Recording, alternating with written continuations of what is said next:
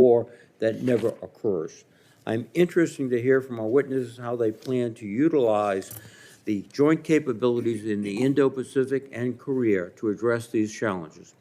Recognizing the challenges in the Indo-Pacific, President Biden has requested considerable funding for Indo-PACOM in the fiscal year 2025 budget.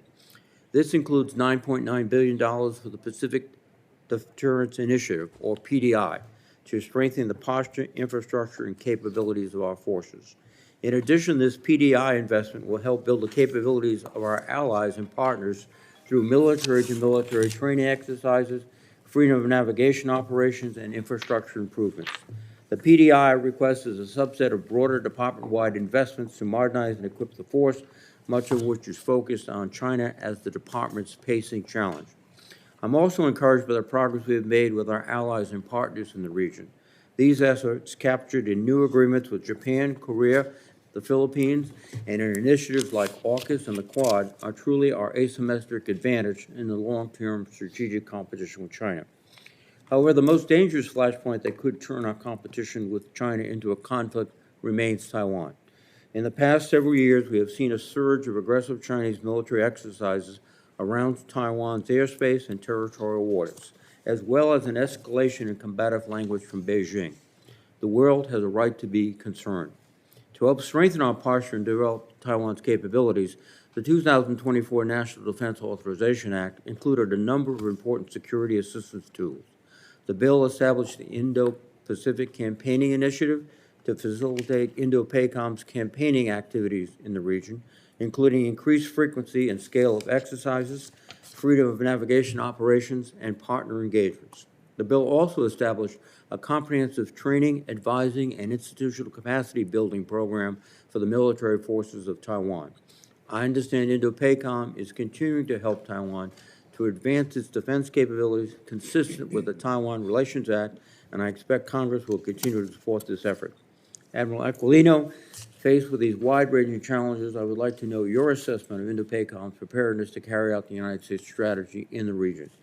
Key to our success in competition with China, the posture of our forces in South Korea is another vital factor. I'm encouraged by the recent progress we have seen in the trilateral relationship between South Korea, Japan, and the United States. In particular, last year's historic cooperation announcements between South Korea and Japan and the remarkable transformation in Japan's new defense strategy bode well for the future of this relationship. In addition, last spring, South Korean President Yoon addressed a joint session of Congress here in Washington as part of his state visit, just the second of President Biden's term. I understand that Japanese Prime Minister Kishida will do the same next month. I hope that developments like these will provide more opportunities to engage other regional partners. General LaCamera, I would ask for your views on the partnership between the U.S., Japan, South Korea, and other regional partners in addressing China as well as North Korea's destabilizing activity. We must continue to manage the threat posed by North Korea. We know that Kim Jong-un continues to view nuclear weapons as, in his words, the ultimate deterrent against foreign intervention, and intends to gain international acceptance as a nuclear-armed state. The goal of U.S. policy remains the denuclearization of the Korean Peninsula, but we are not taking an all-or-nothing approach. Instead, the Biden administration has pursued what it describes as a calibrated, practical approach to diplomacy with the North with the goal of eliminating the threat to the United States. General, I would appreciate your view on the current threat from North Korea and how your forces are maintaining readiness through training and exercises with their South Korean counterparts. Again, let me thank the witnesses for their testimony, and let me recognize the ranking member, Senator Wicker. Thank you. Well, we'll try this. Yeah. What do you say? You're good. Admiral Aquino and General LaCamera, thank you both for your distinguished service to our country. It's hard to feel good about the Indo-Pacific. The balance of power is tipping away from the United States in this region. As we confront this uncomfortable dynamic, this committee needs honest feedback and the best military judgment. And I think we're going to get that today. The Biden administration has completely taken its focus off North Korea, even as Pyongyang becomes a major enabler of Russia's brutal war in Ukraine. Some experts believe that North Korea is preparing for war. we'll be interested in your thoughts on that. On the other hand, there is total consensus that China is preparing for war. Beijing just announced another 7.2% increase to its defense budget, which already rivals ours in size. The Chinese Communist Party continues to modernize its military at a breathtaking pace. China has the largest navy in the world. Last year, Beijing added 30 ships, while the United States reduced our fleet by 2. And China is improving more than just its numbers. Every week, we receive more sobering news of emerging Chinese capabilities, improving Chinese force training. Beijing likes to flex this newfound strength, particularly against our Filipino allies and against Taiwan. Chinese ships coerce and harass Filipino vessels, conducting regular resupply missions on Second Thomas Shoal. The Chinese military conducts aggressive military exercises in the Taiwan Strait, simulating a blockade scenario of that free and democratic island. Chinese jets regularly engage in unsafe and unprofessional maneuvers against U.S. and allied aircraft, a problem Admiral Aquino has publicly highlighted last year. These activities are not surprising. In public comments, Beijing has clearly stated its intentions to surpass the United States. Just last year in San Francisco, Xi Jinping directly told President Biden that he intends to take Taiwan. We need to pause for a moment and let that sink in. Xi Jinping told our president, our commander-in-chief, that he intends to take Taiwan. The Chinese leader warned the American president, face-to-face, in person, that he intends to take Taiwan. What should we do in response? Our position needs to be clear. We do not have a moment to waste. We need to do everything we can right now to deter conflict in the Indo-Pacific. At the moment, it's plain that we're not doing everything that we need to do. Last year, Indo-PACOM's unfunded requirements list totaled $3.5 billion. This year's unfunded requirement list is $11 billion, compared to $3.5 billion last year. We're asking our military to prepare for a potential war against China without giving them all the tools necessary to accomplish that objective. That's unacceptable. We must do better. We must do better so we can avoid war, so we can be strong enough to avoid what might happen. The committee needs to come together, as it's done in the past, to authorize sufficient, robust funding levels for our military. There are clear consequences if we fail to do so.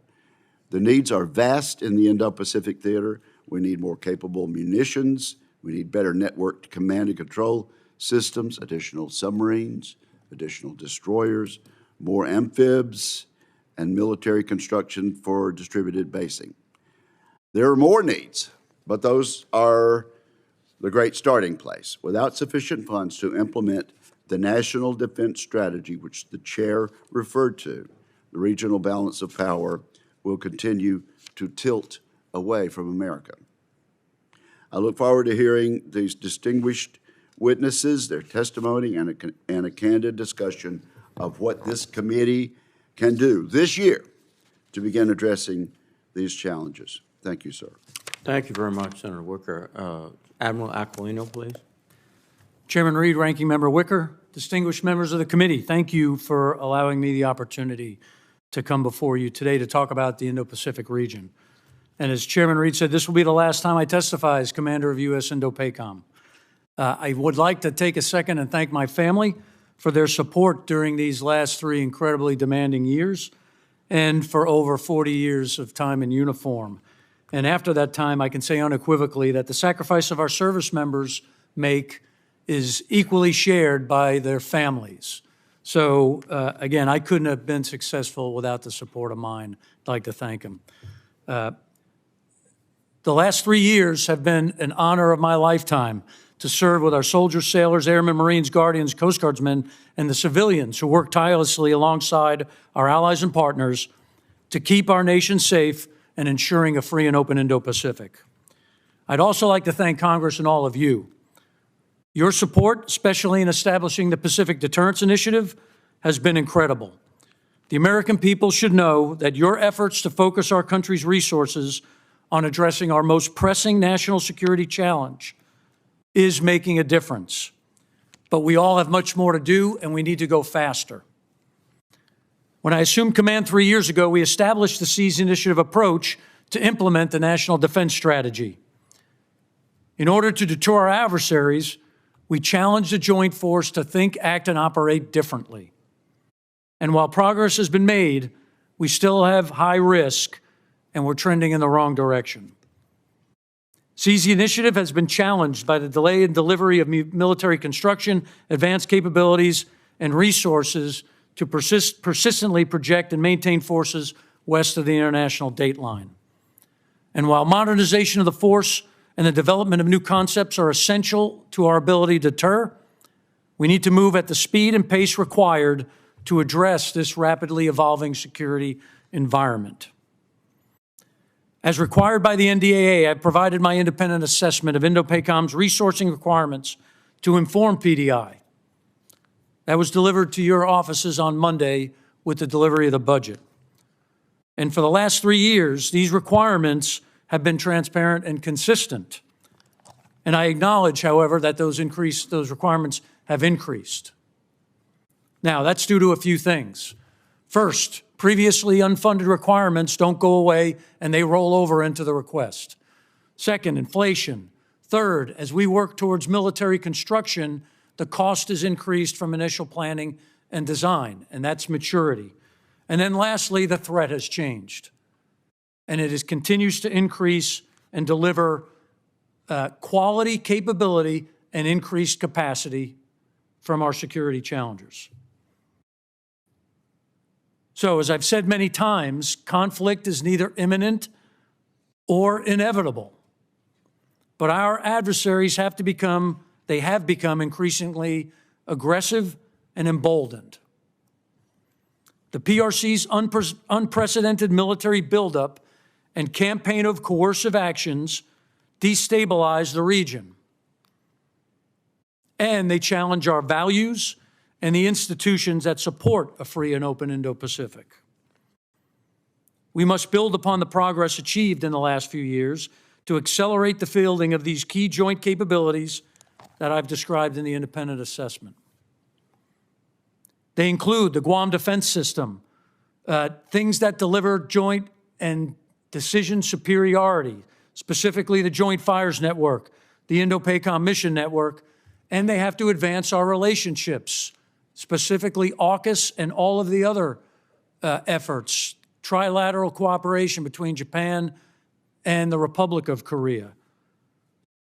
And as I prepare to depart, again, I want to thank Congress for your focus and your support for the challenges in the Indo-Pacific. I also value many of the warm interactions and counsel I've had with all of you. So I thank you for the frank conversations, the guidance, and the assistance. My successor will need that same support.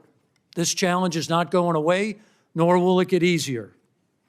And Chairman, Ranking Member, thank you for, again, the opportunity to be here. I look forward to having your questions. Thank you, Admiral Aquino. General LaCamera, please. Chairman Reed and Ranking Member Wicker, distinguished members of the committee, it remains my distinct honor to sit before you today as the Commander of the United States Forces Korea, Combined Forces Command, and United Nations Command. I want to express my sincere appreciation for your unwavering support to our service members, our civilians, our contractors, our interagency colleagues, and all our families overseas and those who wait at home. We can never take our eye off the solemn responsibility to care for those who have raised their right hand to defend our Constitution and our way of life, including their families who do not volunteer but serve nonetheless. I'm prepared to discuss those in the security environment on the Korean Peninsula. It was just over 70 years ago that China supported Russia, spurned an opportunistic communist North Korea decided to illegally invade the South, plunging Korea into a very costly armed conflict that is ongoing today. 22 United Nations states came to the aid of the Republic of Korea then, and 17 of them continue to support armistice enforcement today through the United Nations Command. Defending forward in this strategic location allows us to better protect our people, the Korean people, our homelands, and reinforce the United States' ironclad commitment to the Republic of Korea. Situated on the Asian continent, the Korean Peninsula shares a northern border with both China and Russia. Although UN Security Council resolutions have levied strict sanctions against the DPRK, they have found refuge in their alliance with the People's Republic of China and their revitalized partnership with Russia. In the last year, the DPRK has continued developing its military capabilities, including solid fuel ballistic missile technology, which violates sanctions. Some of the missile systems that North Korea has been testing threaten countries worldwide. North Korea has also been providing military material support to Russia, assisting in Russia's illegal and indefensible invasion of Ukraine. These relationships have allowed the DPRK to circumvent sanctions, build their weapons program, illegally further missile technology, sustain their cybercrime-derived economy, and threaten the international rules-based order. During the same time, the U.S.-ROC alliance continued to adapt to meet the evolving challenges. In April of 2023, the presidents of the two countries signed the Washington Declaration, reaffirming our commitment to mutual defense. They also announced the establishment of the Nuclear Consultative Group to strengthen extended deterrence, discuss nuclear strategic planning, and manage the DPRK threat. We have taken substantial and concrete steps to follow through on these commitments. The Republic of Korea has organized its own strategic command, giving us another arrow in our quiver. There have been multiple strategic asset deployments to the Korean Peninsula, including a nuclear ballistic missile submarine and the first B-52 landing in the last 40 years. In August 2023, the presidents of the U.S., ROC, and Prime Minister of Japan met at Camp David for a trilateral summit. This historically significant meeting recognized the importance of advancing the security and prosperity of our people. We have made significant progress in following through on the commitments made during the summit, including steps towards sharing of real-time missile warning data, increased trilateral exercises on the sea, and the introduction of trilateral air and cyber exercises. Over the past 3 years, my thinking on operations, activities, and investments continues to evolve. However, what's not changed is my focus on protecting the homelands, preparing for combat, and taking care of people. Since readiness is perishable, I'll never be satisfied with our level of training and preparedness. As the ROC and U.S. conduct regular military training activities on the peninsula, I'm convinced that the DPRK is not only reacting to our activities, but in many ways mirroring them. We must continue to build physical, mental, and spiritual readiness through operations and activities designed to compete in the gray zone with the DPRK. To defend the Republic of Korea, we must continue to invest in the 28,500 service members, including bi-, tri-, and multilateral exercises on and off the peninsula, multi-domain training integrating live, virtual, and constructive entities, and continue to experiment with next-generation capabilities in the exact environment where they'll be employed. To maintain the armistice agreement, our ironclad commitment, and maintain our combat readiness, we need your continued support and recognition to the threat to the homeland. It's been an honor to serve in these three commands. It's also been an honor to serve with Admiral Aquino these past 4.5 years in multiple commands. My best to him and his family, fair winds and following seas. Once again, thank you for all your support, and I look forward to your questions. Thank you very much, General LaCamera. And before I begin, let me remind my colleagues that we had a closed classified session before this. No information discussed in that session may be discussed here in the open session. Admiral Aquino, CIA Director Burns, recently published an article in which he said, quote, "No one is watching U.S. support for Ukraine more closely than Chinese leadership." What message does it send to China if the United States fails to support Ukraine and allows the Russians, as a result, to succeed? Thank you, Chairman. You know, in today's integrated world and this closely aligned global environment, it's clear to me that based on the comments by President Putin and President Xi and their desire for a no-limits relationship, and in President Xi's words, a relationship that we haven't seen in 100 years, that the two authoritarian nations are aligned more closely than ever. So in the lens that we look at it, a strategic win in Ukraine for Russia is a strategic win for President Xi in China and allowing those authoritarian nations to move forward to change the world order in ways that favor authoritarian nations and infringe upon the freedoms and our values that the United States and our like-minded nations and allies and partners share, that's a dangerous new world. All right, thank you. The supplemental that we're now currently trying to pass contains not only necessary support for Ukraine, but also support for the Indo-Pacific region. So we need to pass that supplemental to help you also, is that correct? Chairman, thank you to the committee and the Congress for working through this supplemental, and I respectfully request that it gets passed as soon as possible. What's in that is beneficial not only for my partner, General Cavoli in EUCOM, as it applies to the capabilities that Ukraine needs. To our previous point, a strategic win for President Putin is a strategic loss for the United States. It's also a strategic win for China. But I thank you specifically for the things you put in there that directly support Indo-PACOM. The $3 billion that's been identified for increased submarine industrial base maintenance and support, that's critically important. Second, the FMF support for Taiwan, also critically important and directly aligned with the Taiwan's Relations Act and the responsibilities that we execute in support of that law. And then lastly, those capabilities provided to Indo-PACOM. I have had multiple engagements with many of you. Senator Sullivan and I had some conversations on those capabilities that are critically important, and I know those are in that supplemental. And I thank all the members, the committee, and the Congress for pushing that forward. But it is critically important, and it's important to go fast. I should note that the major proponent of the submarine industrial base funds was my colleague, Senator Wicker, and we all should thank him for that. General LaCamera, we've been talking about a transfer of operational control in Korea for as long as I think I've been here. Quickly, what are the obstacles? Is that something that's now being essentially postponed because of the increasing threat? Thanks, Chairman. No, I mean, we're on the trajectory to complete it, but it's standards-based, not time-based, and I've gotten that directly from the President of the Republic of Korea. So we're working on it, and we're moving forward. But the cooperation between, I assume from comments that we've heard, between the, not only South Korea, but Japan and the United States together is at a historic level of integration and cooperation. Is that correct? Yes, Chairman, and I'd like to thank Admiral Aquino for the tremendous support we get in getting the strategic assets and also working the cooperation between the three countries. Thank you.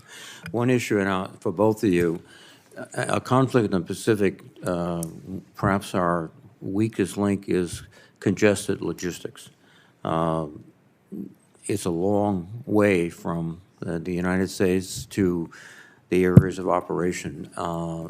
And just Admiral Aquino, very quickly, since my time is running out, your quick comments and then General LaCamera on congested logistics and what must we do? Yes, Senator, thanks. So supporting the force over half the globe is the task in the Indo-Pacific AOR. It's one of the reasons that we've highlighted the need for significant posture initiatives in the form of support and development to our friends and allies and partners in the region. That's one of the critical aspects. But I also have to thank Congress for your support for the additional fueling tankers that you provided to General Van Oost to be able to do that. We're going to need more of those. And as we distribute our logistics capabilities, we're going to do them on land. We're going to do it at sea. We've moved some Army watercraft. So bottom line is it's critically important. That said, the United States is the only nation that can sustain this type of force across the globe. So it's critically important. We need to do more. General comment, please. Yeah, the question I continue to ask both TRANSCOM and Indo-PACOM is when does strategic movement become operational maneuver? I think our adversaries have learned if you let us build the Iron Mountain, you're in trouble. So there's that piece of the fight. The other part of the fight is that the fact that I sit inside the A2AD bubble and that we're actually on the Asian continent in South Korea. It's not a third world country, it's a first world country that can have production that has production capabilities. And I think we're looking at all avenues of what can we do to sustain ourselves, but we've got to keep the air and the sea lines of communications open in the fight. It'll be a different fight for a fight on the Korean Peninsula in the future. Thank you very much. Senator Wicker, please. Admiral Aquino, you just talked a little about the supplemental. If Putin is successful in Ukraine, I think you said that is a strategic win for the Chinese Communist Party. And you just nodded your head in the affirmative. Can I conclude from your testimony that failure to pass the supplemental, being a strategic win for Putin and being a strategic win for the Chinese Communist Party, makes conflict in the Indo-Pacific more likely? Thanks, Senator. Again, with the linkage of the PRC and Russia as that we've watched now over the past 2 years, again, I do believe that a strategic win for Putin is a strategic win for President Xi. It certainly makes our problem of deterrence more difficult, and it makes the potential for conflict more likely. You said, I believe, I'm quoting you correctly, a few moments ago, things are trending in the wrong direction for the United States in the Indo-Pacific. Could you enlarge on that? Yes, sir. What I said is that things are trending in the wrong direction based on the capability, capacity, defense industrial base, their actions and intent by the People's Republic of China. So they are continuing to develop their military machine despite an economy that has significant problems. They've increased their defense budget 7.2% this year. That's 3 years in a row they've increased it. And I'm not sure that's a very transparent number. My assessment is they're actually spending more on defense than they articulate. So capability and capacity are increasing. Their actions are becoming much more belligerent. Their rhetoric is more clear. They have now articulated that the feature at Second Thomas Shoal is sovereign territory of the People's Republic of China. It is not, as validated by the 2016 arbitral ruling that concluded China has no legal claim to that feature. And then on top of that, their enforcement is becoming concerning. The fire hosing of our Philippine allies, the ramming of their ships, and preventing their ability to resupply their sailors on the Sierra Madre, as well as restricting their ability to utilize the resources inside their exclusive economic zone, is all counter to international law, and it is counter to what all nations interpret as the rightful interpretation of UNCLOS. Okay, well, that leads me then to ask about the unfunded requirements. Last fiscal year, the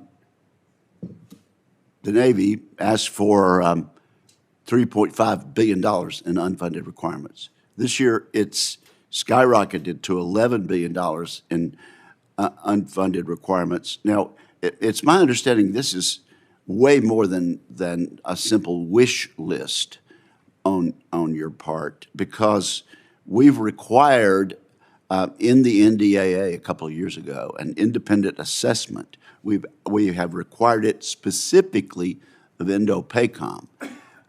Look at the National Defense Strategy that is in place for the United States.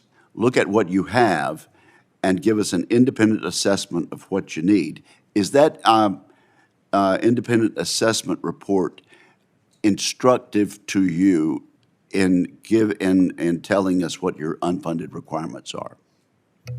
Well, yes, Senator. First, it's law, so I will deliver that report until you tell me to stop. We have advocated for those capabilities now for 3 years. They've been about 90+% consistent. So, in other words, we haven't shifted the target. We believe we have the right strategy. We believe we have the right approach, and we've delivered those requirements. Additionally, for the 2 years prior to me, my predecessor was required to deliver a similar report or the same report. those requirements have been consistent, specifically with approach to the Guam Defense System, the munitions capabilities that we need to sustain our deterrence effects, and then many of the other capabilities. So we've told you to give us this report, and we've specifically directed that in our NDAA to Indo-PACOM, and yet this Congress has not given you what you've needed. So much of that requirement rolls over to the next fiscal year, and contributes to the $11 billion which you've asked for this year. That's correct, Senator. Thank you very much. Thank you, Mr. Chairman. Thank you, Senator Wicker. Senator Shaheen, please. Well, thank you, Admiral and General, for the years of service to our country and for the commitment of your families as well. And Admiral, we will miss you, probably more than you'll miss us, actually. But I think this is a question for you, General LaCamera. And although you both talked about the growing relationship between North Korea and Russia that's developed since Putin invaded Ukraine, but can you elaborate on what that means for the regional reaction and what we're seeing in terms of that ability to empower both North Korea and Russia? Yeah, thanks, Senator. The relationship's always been there. I mean, the Korean War goes back to when both Mao and Kim Il-sung went to Stalin and asked for permission to invade. And then it fell off when the Soviet Union collapsed, and that relationship or that assistance, which I think contributed to the arduous march of the 90s for DPRK. Now there's an opportunity for KJU to have his weapons tested and to provide that support. He's always gotten support from Russia and China and the United Nations. Over the last couple of years, they've continued to veto any kind of new sanctions. And so diplomatically, he's gotten that support. Informationally, he's gotten the support. Both have provided exchanges of congratulations. And then militarily, there's now that relationship, and they've contributed to the ability for DPRK to avoid sanctions. And are we seeing any reaction from our allies and the other countries in the Indo-Pacific to this relationship, and any greater concern about what's going on there?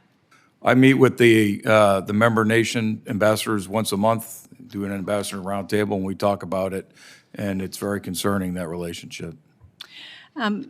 China and Russia have both gained a strategic advantage over us in terms of information operations, and are fighting irregular warfare campaigns against us and our allies. Can you speak to what we need to do to better leverage our ability to combat those information campaigns? I guess, Admiral, this is for you. Yeah, Senator, thanks. The execution of propaganda, misinformation, and disinformation is a real concern for me. It should be a real concern for all of the United States. The PRC's ability to influence our information environment is concerning. I'll give you this example, right? So 2 years ago, you heard a lot about the West is declining, the United States is in decline, and the East is rising, China is rising. All right, that is Chinese propaganda. Our economy continues to grow, theirs is in the cellar. So the actions in the information space ultimately was being reported all over the United States. That's the expansive ability of mis and disinformation to influence the United States. We ought to understand that it's occurring, and we ought to understand that our free and open media and the truth that we project is a critical value of the United States. It's one to be protected, but we have to call out the mis and disinformation to stop that ability to influence. And do you think we need more authorities We need more leadership on responding to that. We need a better strategy. Why have we not done better as China and Russia have both really expanded their disinformation operations?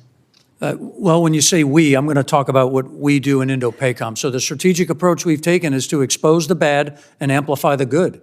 We must continue to tell the story that's right. The actions that occurred at Second Thomas Shoal with the Philippines is a good example there. The media that our Philippine allies put on the ships to show the PRC actions are important for the world to see. You will not see those videotapes in mainland China.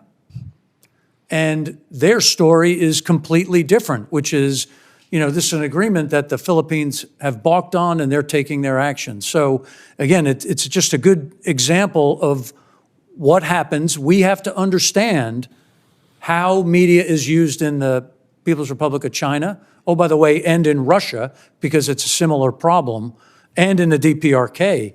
But it is not what we see in our media. We have to understand what's occurring and the differences.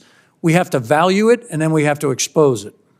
Thank you. I'm out of time, but I did want to thank Indo-PACOM for being the leading combatant command on women, peace, and security, because I think it gives us a real advantage. Thank you. Thank you very much, Senator Shaheen. Senator Ernst, please. Senator Fisher, please.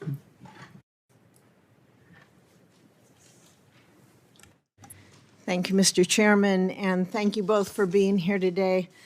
Admiral, thank you for your many years of service.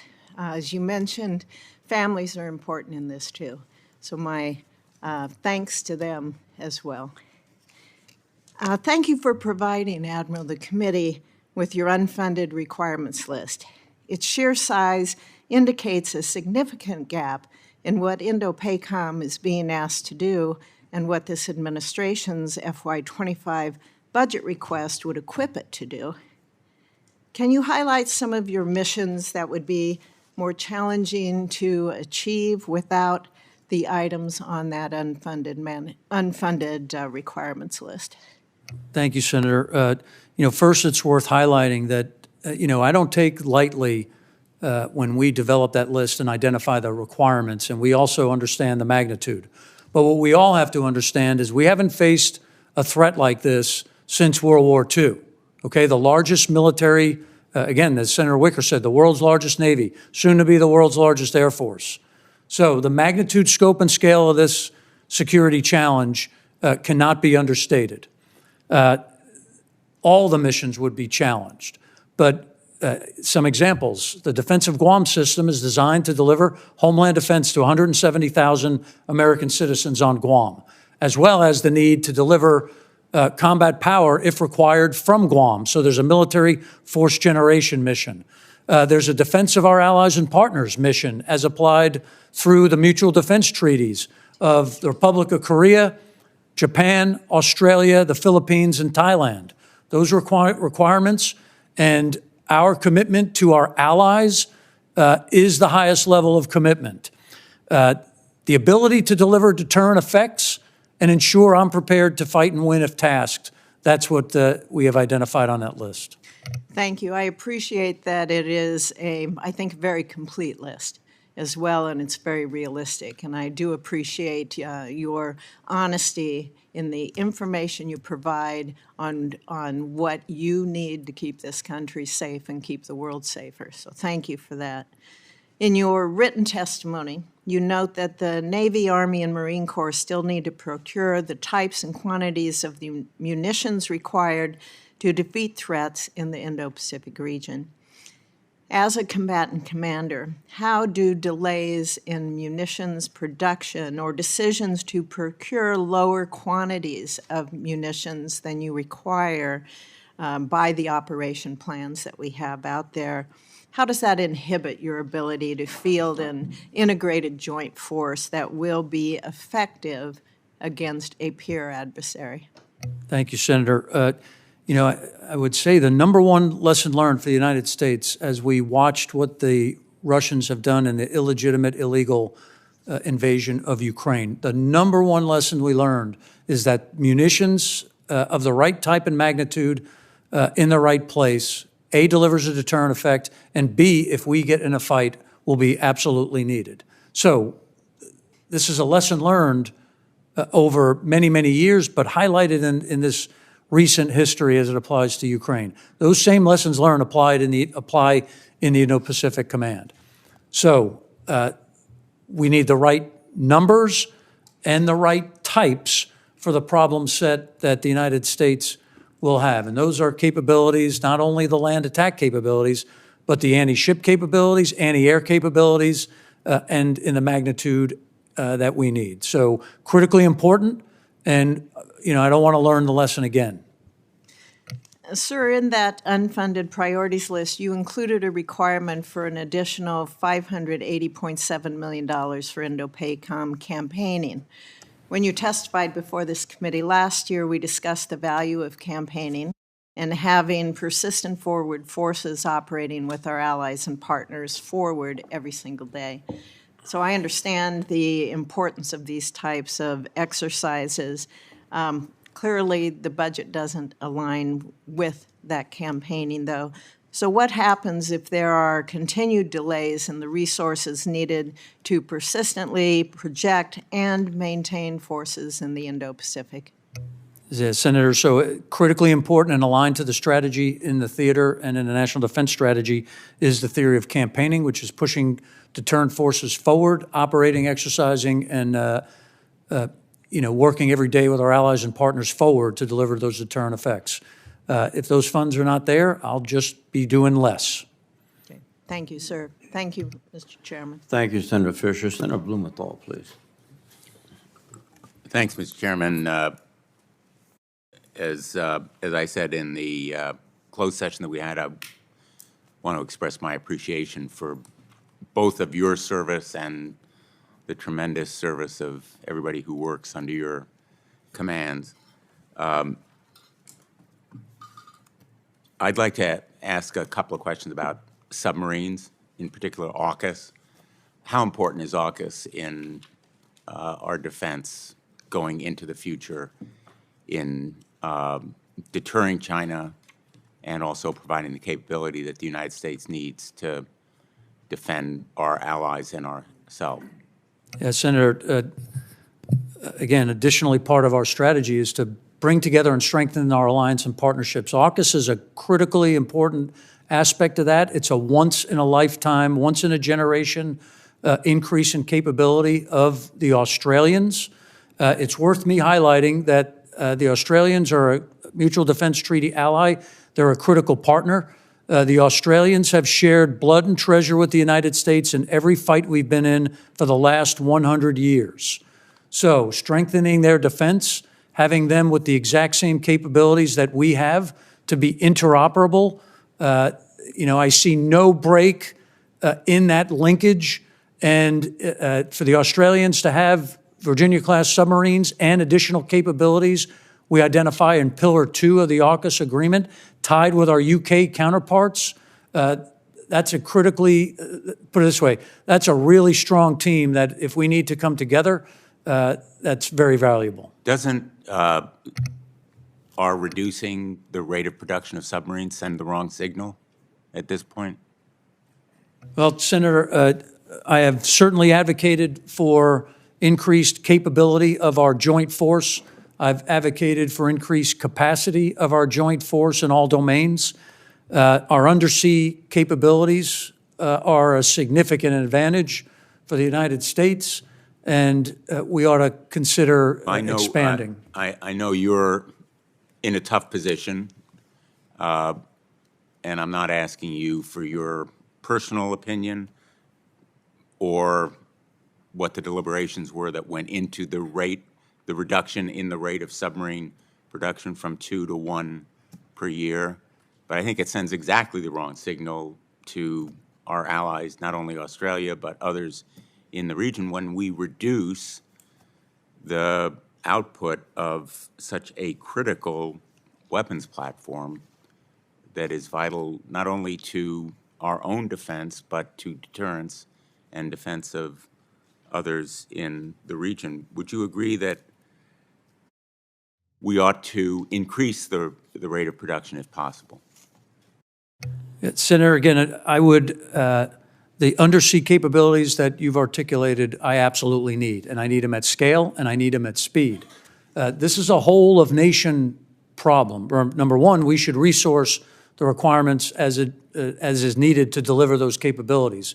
But we also need to deliver those capabilities on the timelines that we desire and that we pay for. So again, I think there's lessons for all of the nation here as it applies to this specific capability and others. So again, I need the assets operationally, there's no doubt.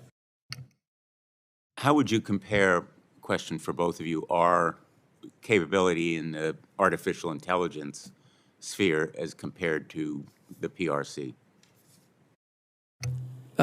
Senator, I'm tracking this very closely. I think the United States clearly has an advantage. We need to maintain that advantage. And, you know, when we talk about AI, I always articulate, let's speak more precisely instead of saying AI, right? So whether it's target recognition, whether it's autonomous command and control, we have to be specific. That said, we do have an advantage. I work a lot with Mr. Doug Beck from the Defense Innovation Unit. He supports my efforts to deliver capabilities that we need, and he's a really good asset to help push this forward. But we do have an advantage, and we need to maintain it. General? Senator, I would agree with that, and we are continuing to work with Indo-PACOM, also with the commercial industry and academia to make sure that we do maintain that. Thank you. Thank you both. Thanks, Mr. Chairman. Thank you, Senator Blumenthal. Senator Rounds, please. Thank you, Mr. Chairman. Gentlemen, let me just begin by thanking both of you for your service to our country. Admiral Aquino, understand this is the last time you're going to be before our committee, and we thank you very much for your years of service to this country. I have most certainly appreciated your candidness in our closed session regarding the challenges that you face and the need to continue to invest in everything that we can do to deter the forces in that region. Means that our young men and women are not in harm's way as much as they would be otherwise. So thank you for that. Let me just begin. Admiral Aquino, the way that you have discussed the Joint Fires Network makes it sound like an actual joint solution to the problem set that the department has identified and which the JADC2 is supposed to solve. If so, I'm glad that you're leaning forward on this and have submitted it as an unfunded priority. My question to you relates to my concern that each service is apparently designing its own approach to the Joint All-Domain Command and Control Program. We're talking air, land, sea, space, and cyberspace. How and when do you see the department bringing all of these separate lines of effort together? Thank you, Senator. So first, the services are doing some good work to figure out how to close and maintain the ability through a kill web mechanism to close their kill chains. From the combatant command perspective, we don't do anything in stovepipes. We fight as a joint force. So the approach we've taken with the Joint Fires Network is to pull together a best-of-breed approach of Project Convergence from the Army, Overmatch from the Navy and Marine Corps, and then ABMS from the Air Force, along with the DARPA aspect of Assault Breaker 2, to pull all those together and deliver a real near-time, best-of-breed solution to be able to command and control the joint force and ultimately close the kill chain. And I think what this is, the way we have articulated it and linked it with the building, Senator, is, you know, we're going to kind of provide some insights into the further development of CJADC2 as it goes forward. So we're completely linked. We participate and utilize it in the guide series of experiments that Deputy Secretary Hicks has been running. We think will be informative, but ultimately I'm going to produce a prototype, if you will, that will be demonstrated in our next big exercise this year to see where we are, what we're doing, is it right, is it at scale. We've also pulled in what CENTCOM has been doing, and we've pulled in what General Cavoli's been doing in EUCOM in support of Ukraine. So our lens is this is a best of breed and a pretty good indicator on what we think the future should look like. When we talk about all of the domains, we're assuming that our adversaries in the region will do their best to limit our capabilities in multiple domains, whether it's cyber or whether it is space. In our particular case, we have adversaries who prepare to fight, and in an armed conflict, there will be no limitations with regard to any domain. We will be at war, and the war will be in all domains, including cyberspace and space itself. Accurate to say? And the reason why I ask that is because we talk about a kill web now rather than a kill chain, recognizing multiple ways. Can you expand a little bit on that? And I'm going to ask you to be a little bit brief because I have one question that I really want to get to General LaCamera on as well. Yes, sir. The kill web is critical, right? Because we do expect the adversary to try to break our kill chains. We need multiple paths, multiple dimensions. We need to be resilient. We need to deliver and close those kill chains. So absolutely required. Thank you, Admiral, and I appreciate your directness on that. General LaCamera, from where I said a quiet day on the Korean Peninsula is truly a great day. Our relationship with the Republic of Korea and with the United Nations Command Military Armistice Commission is a large credit to why we've had a lasting peace since 1950. We've been there, but we've been there and we've been able to maintain peace. While these relationships have been established for decades, are there any policy barriers that hinder your command's ability to fully integrate partner nation family personnel into your community programs, such as schools? Thanks, Senator. It's not a policy. It's really, I need the NDA changed to read from space available to space required for our DODIA schools, for our UNC member nations. It's a simple change, but it's one that would be very important in terms of maintaining that relationship. We haven't had to turn anybody away, but we can't guarantee it for them. And obviously that families are important and there's angst in those families until we can tell them that, yes, we have a school slot for them. Thank you, sir. Appreciate it. Thank you, Mr. Chairman. Thank you, Senator Rounds. On behalf of Chairman Reed, I recognize Senator Kane. I'd like to ask some questions about alliances. First, I'll stress the questions that Senator Blumenthal asked about the capacity that AUKUS helps to deliver us in the region, and I won't go into it because I thought, Admiral Aquino, your answer was very robust there. I have worked with many of the colleagues on this committee and on the Foreign Relations Committee to get the AUKUS framework and law, and I'm really happy with the first set of authorities we put in the NDAA, but we do need to get the supplemental passed, as you indicated. Let me ask a question about another alliance that I think the committee understands, but sometimes the public doesn't. General LaCamera, I'd like to ask you about Japan and South Korea. When the President Biden, had the Camp David summit with the political leadership of the two countries, it was a headline in the United States, but most people saw it and thought, well, Japan is an ally and Korea is an ally, so in the U.S., I don't think it was seen as a big deal, but it is a big deal because Japan and South Korea have had a lot of challenges based on tough history, and the increasing closeness of that relationship, both at the political level and at the military level, is a big deal. I'd like you to talk a little bit about how this relationship getting closer and the U.S. role in helping achieve a rapprochement is giving us a strong set of alliances and an increasing deterrence capacity in the Indo-Pacific. Thanks, Senator. I'll open with, we've got to have the humility to know that we can't solve the historical differences between the two nations, but we have to do our best to continue to work together with them, and we have to have the emotional intelligence to see it from both sides as we go forward. The true existential threat to the Republic of Korea and Japan is not World War II Imperial Japan. It's the Democratic People's Republic of Korea with nuclear weapons pointed at both countries and quite frankly, our country. And so I think, that and our ability to train and it's, what do we reveal and what do we conceal? How do we reassure the South Korean people? How do we reassure the people of Japan the importance of that relationship? The Korea Theater of Operations is pretty tight. The Admiral's been talking about some of these weapon systems that are out there. We are all inside an A2AD bubble, both countries. and we've got to continue to work together for the security of all three nations. Hey, Senator, can I have one Please. comment? Please, So it is Admiral. absolutely worth highlighting the leadership of President Yoon and Prime Minister Kishida to move to where we are today with the trilateral relationships. Without their leadership, and I sat with both of them and I thank them for it, but the security environment dictates we are stronger together.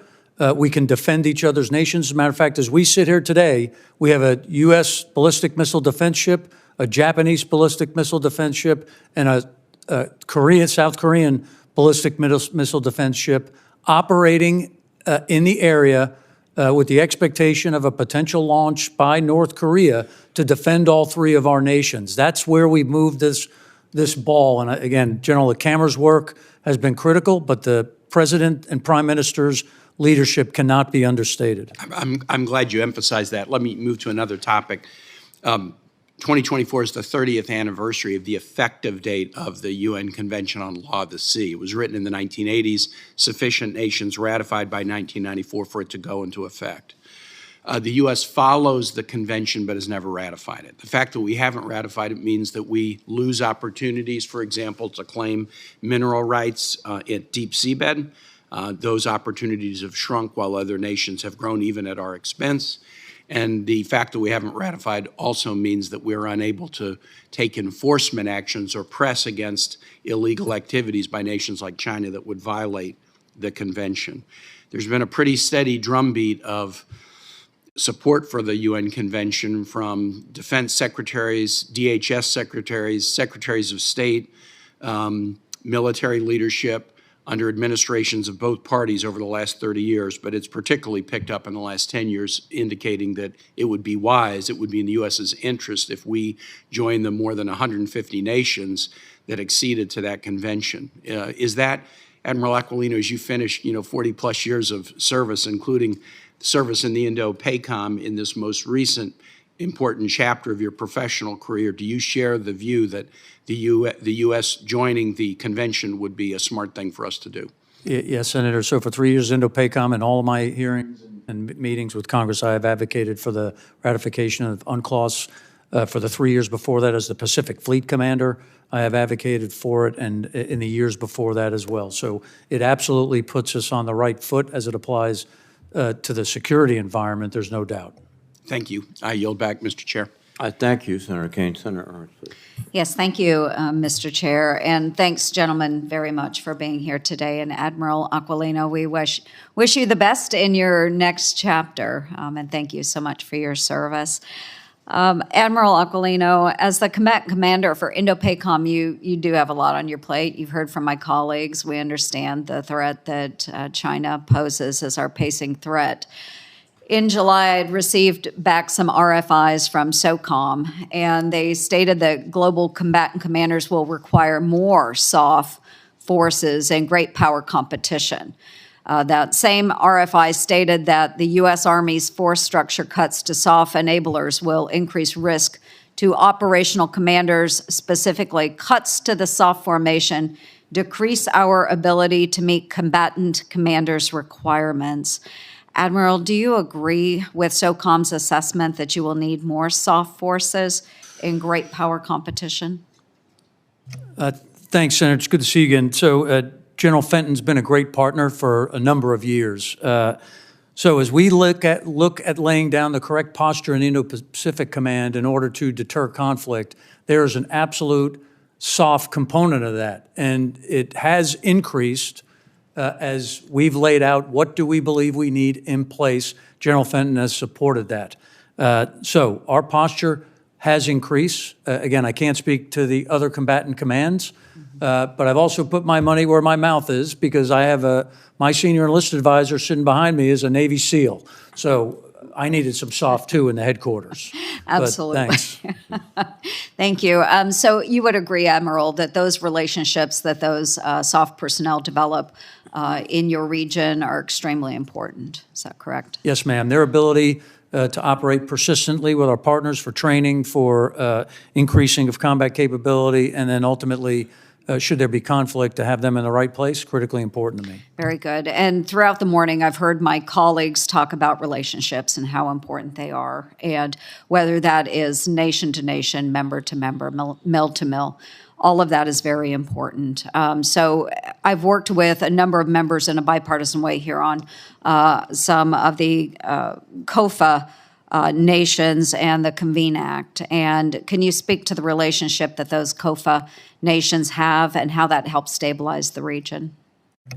Yes, ma'am. Before I do that, I do want to thank you for passing the COFA agreement with the funding required. That was critically important to our national security.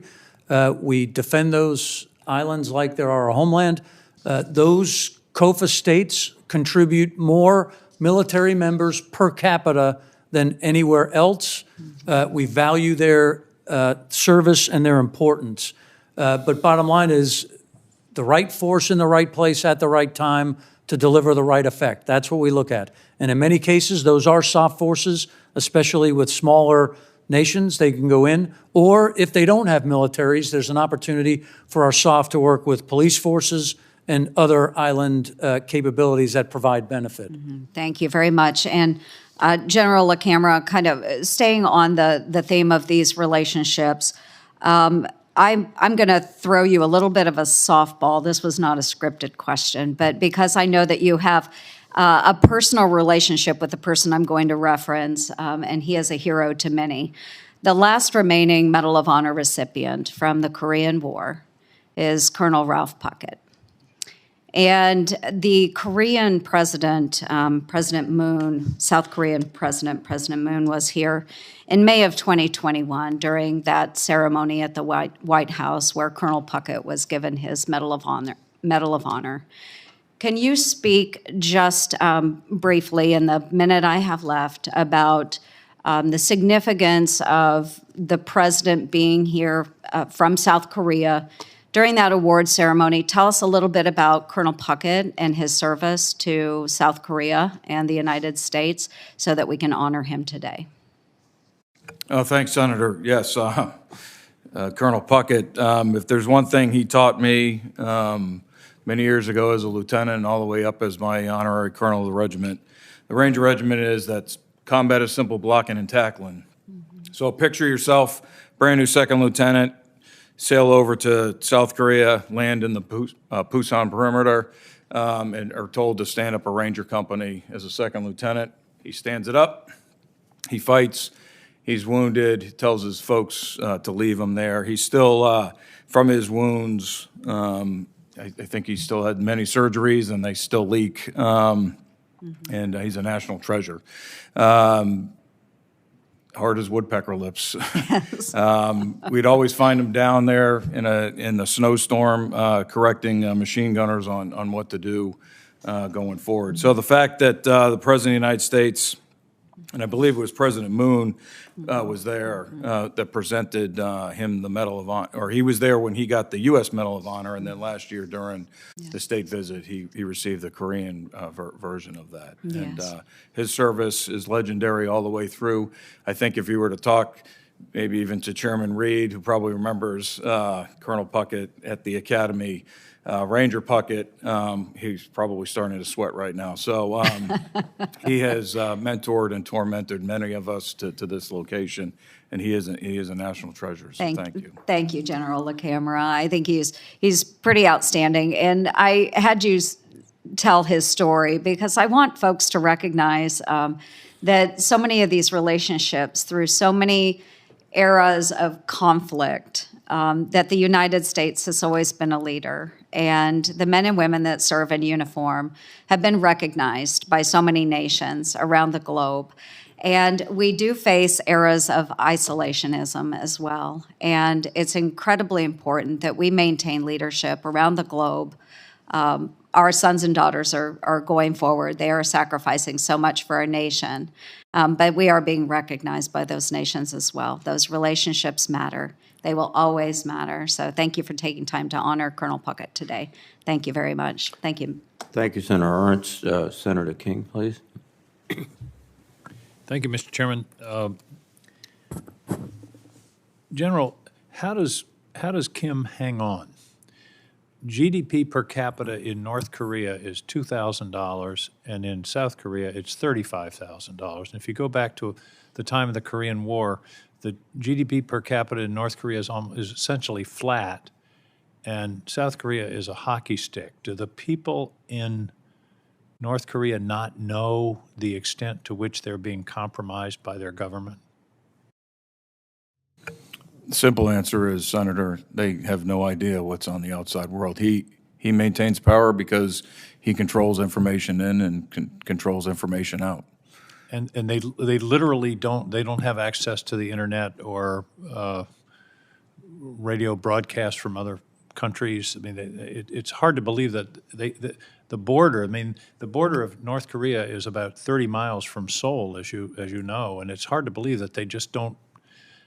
They don't know to the extent to which, as I said, they're being compromised. I'm being polite by using the word compromised. Yes, Senator. I've read several books on the defectors and met a couple of them, and even knowing what they know right now to go back, they would still go back. I mean, it's a tremendous, he's treated as a deity. The brainwashing that has occurred is pretty powerful. It's astonishing. Admiral Aquilino, I want to give you a hypothetical. You were talking a few minutes ago about disinformation, the Chinese Communist Party. What if the Chinese Communist Party came to this country and said, we'd like to create an app that 150 million Americans will use. We will have access to all of their data, and it will give us a platform for information and disinformation and propaganda. Do you think that would be a good idea for us to welcome that hypothetical idea? Yeah, Senator, I'm incredibly cautious of anything that comes out of the People's Republic of China, specifically in the information space. It's a forum for them to take advantage of our freedom of speech and information to push and sell their thoughts, ideas, and ability to influence the American public. And this is their policy, is it not? This isn't just something that's random. They have a concrete, deliberate policy of trying to influence us and other countries through information and disinformation. They absolutely, as a part of their strategy, are using the information space to achieve their strategic objectives, and the information space is incredibly strong. The irony of it is their system is so closed without freedom of speech that they're taking advantage of our system of freedom of speech to further their strategic objectives. It's geopolitical jujitsu. They're using our strength against us. And to go back to my hypothetical, do you think it would be a good idea to allow that app to be on 150 million Americans' phones? I can tell you that in Indo-PACOM, I would not allow any of those apps on any of our systems. I think that speaks volumes. Thank you very much, Admiral, and thank you both for your service. Thank you, Mr. Chairman. Thank you, Senator King. Senator Cotton, please. Gentlemen, thank you both for being here, and Admiral in particular, thank you for your final appearance. I know that's really bittersweet that you won't get to testify before Congress anymore, but maybe we'll have you back as a civilian expert one day in the future. We've heard a few questions this morning about lessons that Xi Jinping might be taking from the war in Ukraine. I don't think we've heard yet about what's happening in the Middle East, and in particular, Admiral Aquilino, I'd like to know what lessons you think the Chinese may have learned from watching our largely defensive response to the Iranian-backed Houthi attacks on freedom of navigation and commerce in the Red Sea. I think what they're leveraging and what they learned, Senator, is that the United States is a global power designed to protect the international rules-based order in a way that benefit all of the globe, right? So the free flow of commerce through the Bab el-Mandeb, the Red Sea, is an important issue for all nations, and the United States, as the enforcer and supporter of that, they've watched us deliver that effect. They have taken no action to do that, despite the fact that they have 3 ships there, and they have not contributed to the benefit of the global flow of commerce or what it means to all nations. That ought to be pretty telling to all of us. And they're perfectly comfortable with us doing it, at the same time trying to articulate the United States as an aggressor around the globe, right? It is It is the example of or what's real versus what they're portraying in the information space that we talked about. Do you think they are fearful or emboldened by the response we've had against the Houthi aggression there? I think they're happy that we have had to take action, and they view it as any distraction for the United States is a benefit for the People's Republic of China. So that's how I think they're looking at it. Okay. Let's turn to Taiwan. Do you think the existing presidential drawdown authority for Taiwan is adequate? I think it's a good start. I think we've identified a lot of the capabilities that are needed to meet the responsibilities under the Taiwan Relations Act. I know for a fact that the Secretary and the Deputy we have a process in place to review those and ensure that we're getting to the right capabilities at the right magnitude. And hopefully, again, my advocacy is for at the right speed. And I thank the Congress for including that in the supplemental. It's critically important. We've provided $1 billion in drawdown authority. So far, the administration has only used $345 million of that. Do you think they should use the full $1 billion? Absolutely. I think there's a plan for that. I think there's an ability to produce some of those things that might be part of the slowdown, Senator. And this is about, like I said before, right, all parts of our government and our industry have to get together and move faster. Okay. The 2023 NDAA provided authority to establish a regional contingency stockpile of American weapons in Taiwan. Would that be helpful? I think that would certainly be helpful towards our responsibility under the Taiwan Relations Act. Okay. Let's get to the bottom line about Taiwan and why it matters. Some people might say, well, Taiwan is just a tiny island, it's so far away, and Communist China claims it as part of its own territory. Would it really matter? Like, why should the United States be willing to risk our sons and daughters? Why should we make the massive investment in deterrent capability in your region to stop China from invading and annexing Taiwan? What's the big deal? Could you explain why it matters, Admiral? Yes, sir. There's a variety of reasons why it matters. First, as it applies to the rules and the rule of law that we follow and adhere to, that has made the world a better place, that has allowed for the prosperity of all nations in the post-World War II environment, that would be under attack, first of all. And that ties all the way to the illegal invasion of Ukraine, right? That's an assault on the rules-based order. So critically important. Second, the democracy, the thriving democracy that exists there, the values, freedom of navigation, all of the things that we value in the United States interests are tied to that. Third, the ability of the United States in the current way semiconductors are laid out is critically important for all industry and all the things that we have inside the United States. When you look at 90+% of high-end chips emit from Taiwan. So those are just three quick reasons on why it's important. Douglas MacArthur, in a famous memorandum at the outset of the Korean War, referred to Taiwan as an unsinkable aircraft carrier and submarine tender. Could you explain a little bit to why General MacArthur thought Taiwan was such critical terrain from a military standpoint? Well, it's strategic in its location, fairly close to Japan, close to the Philippines, and in the place where 2/3 of the global economy transits in the vicinity of, as it applies to the global need for transport of goods and services. So again, it is a strategic location that could have advantages if you were to plant excessive military capabilities on it to restrict or potentially restrict the flow of goods and services. Thank you. Thank you very much, Senator Cotton. Senator Rono, please. Thank you, Mr. Chairman. Thank you both for being here, and Admiral Aquino, thank you very much to you and your family for your decades of service. My very best to you in your future endeavors. And Also, thank you for the courtesies extended to me and my staff during your leadership in Indo-PACOM. You noted several times about the linkage between the PRC and Russia. And just as that alliance is very important to those two nations, our allies are very important. And in the Indo-PACOM area, we have Japan, South Korea, Philippines, India, the United Nations. Our allies are very important to us, and that is why it is important for us to stand with our allies.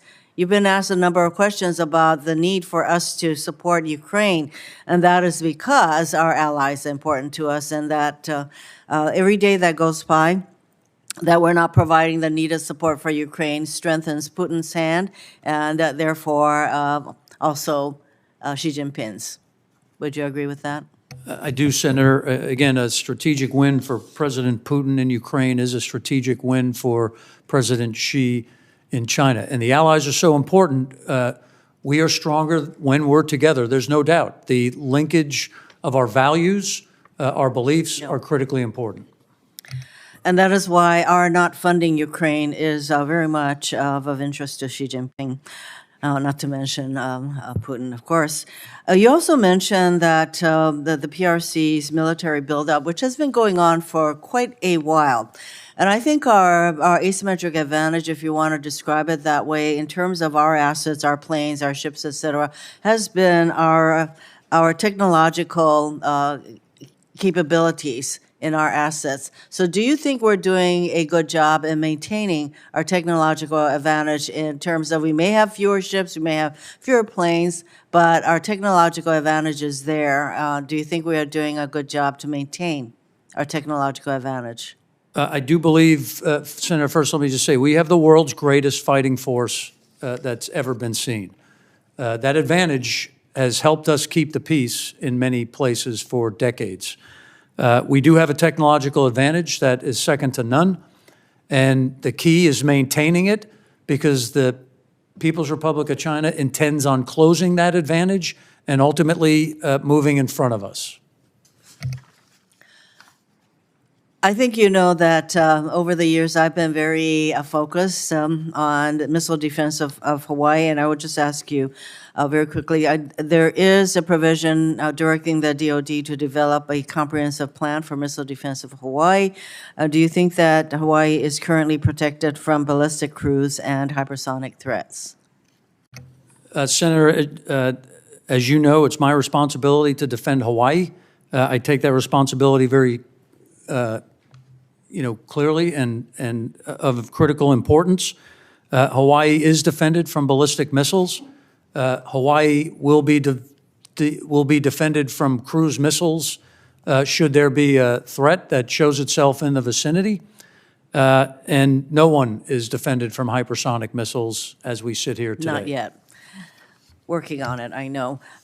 I also note in your written testimony that you addressed the establishment of the Joint Task Force regarding Red Hill, and I want to commend you for the leadership that you provided and working with the community, and you acknowledge the importance of rebuilding trust in the local community with regard to Red Hill, but it goes for our military installations, not just in Hawaii, but everywhere, and the need to build community support. And so I commend you for your acknowledging that. You were also asked about our recent support for the COFAs. Now that agreement took many years to decide, and so is there anything more we can do to support in addition to the funds that will be provided to Micronesia, Marshall Islands, and Palau in this agreement?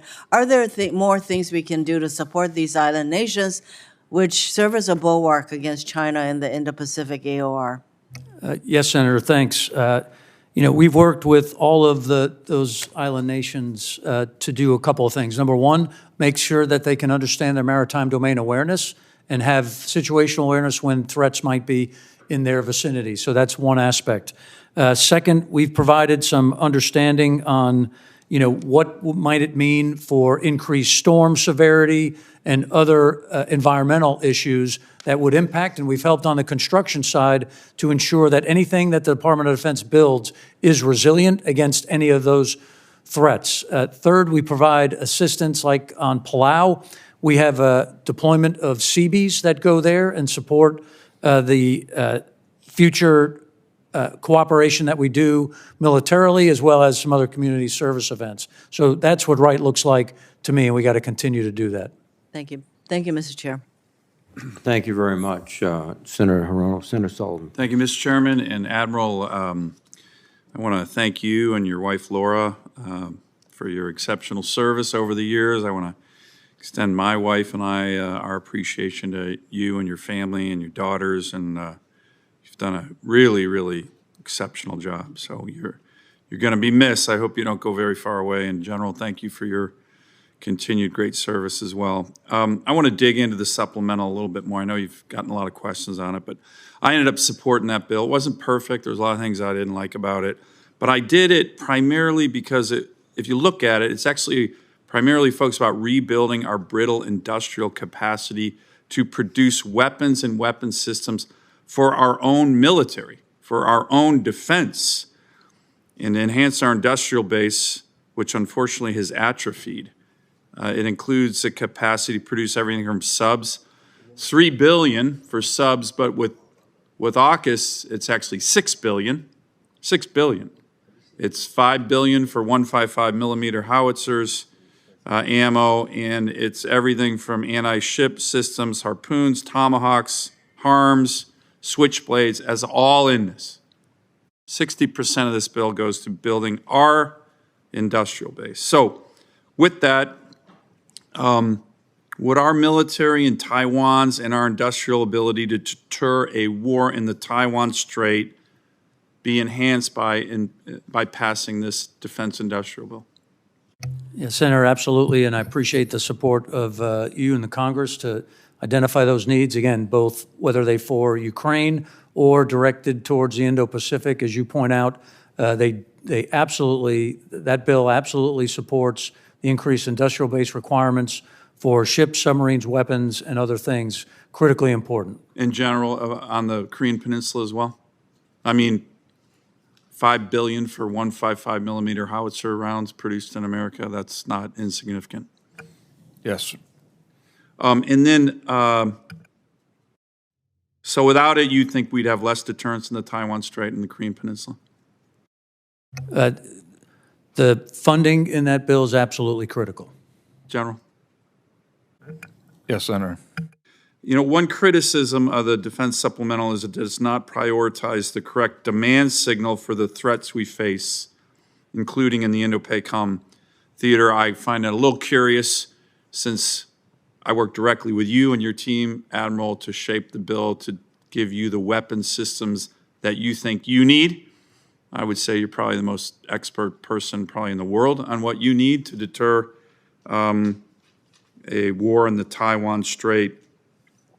So you think that criticism's accurate, that it doesn't hit the correct demand signal that you need, since you shaped the bill? I know that for a fact, since we worked. Senator, from my review, again, as it applies to the items I've required or asked for in the independent assessment for 3 years, 1254 last year and a 1302 this year, that bill absolutely gets after my requirements. And another, one of the views of some of the critics is that we shouldn't focus on assisting Ukraine because that takes away from defending and deterring a war in the Taiwan Strait.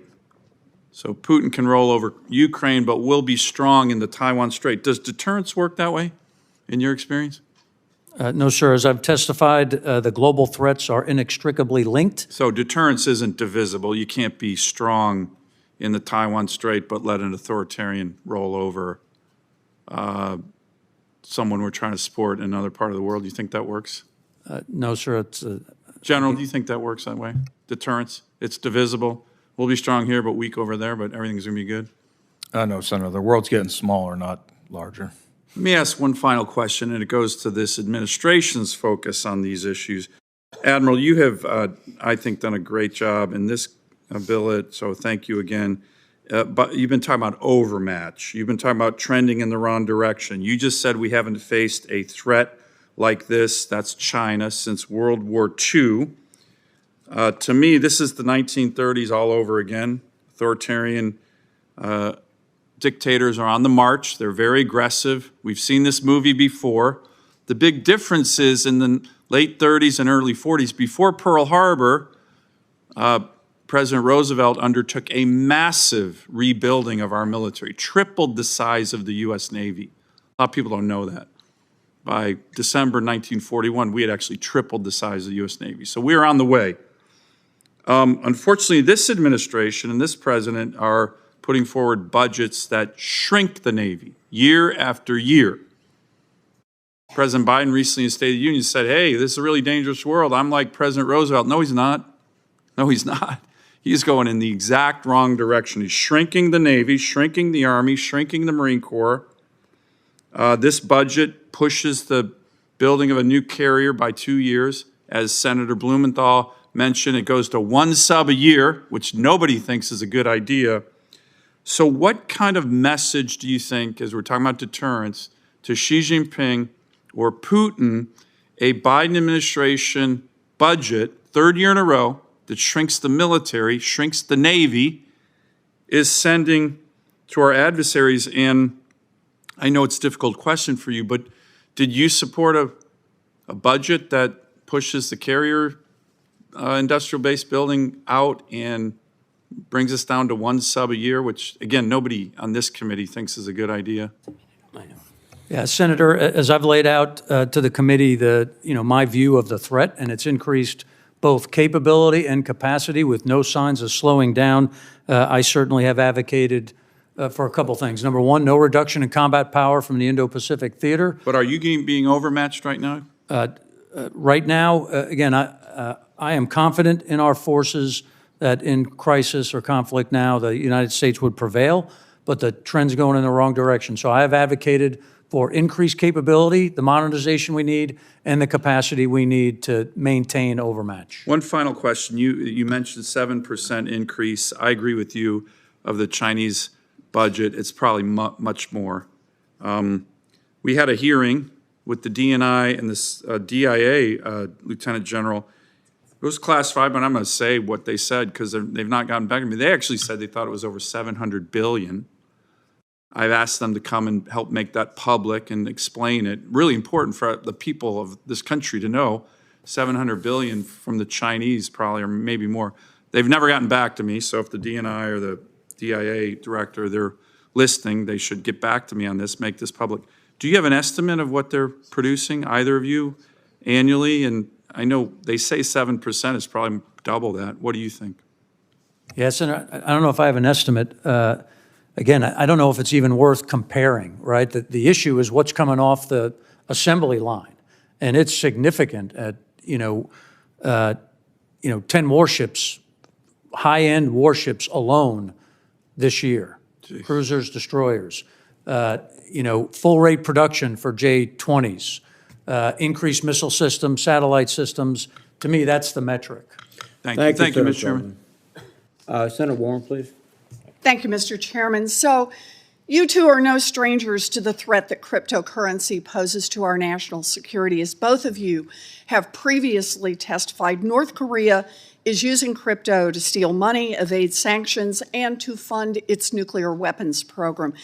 In 2022 alone, North Korea stole at least $1.7 billion worth of crypto. That is about 6% of North Korea's entire economy and as much as a quarter of their annual defense budget. That is a lot of weapons that North Korea is able to build and fire off, paid for by crypto crime. In fact, let's put this in terms of missiles. Admiral Aquino, help me out here. Do you know how many intercontinental ballistic missiles North Korea can test with $1.7 billion? Senator, I don't have that specific calculation, but it's more than we would like. It's more than we would like. I like that. But let's do a little math just because it's fun to look at these numbers and eye-opening. So it cost North Korea about $30 million to test an ICBM. These are long-range missiles that North Korea desperately wants because it could give them the ability to target the U.S. mainland. At $30 million a test, $1.7 billion is enough to pay for more than 56 ICBM tests. So does that surprise you, Admiral? It does not. Yeah. So North Korea is stealing about 56 ICBMs worth of crypto in a single year. And the threat is not letting up. Just last week, in a span of 2 days, North Korea laundered more than $23 million worth of crypto that it stole. Now, North Korea isn't the only one using crypto to threaten the U.S. and its interests. Dangerous actors all over the world are using crypto to steal and to finance their illegal activities. One example, pig butchering. Pig butchering is a crypto scam where scammers, often based in China or Southeast Asia, use fake identities to lure people into weeks and even months-long online relationships, fattening them up like hogs for slaughter, before tricking them into sending crypto. General LaCamera, I think you have some experience with this crypto scam. Would you be willing to talk about it for just a minute? Thanks, Senator.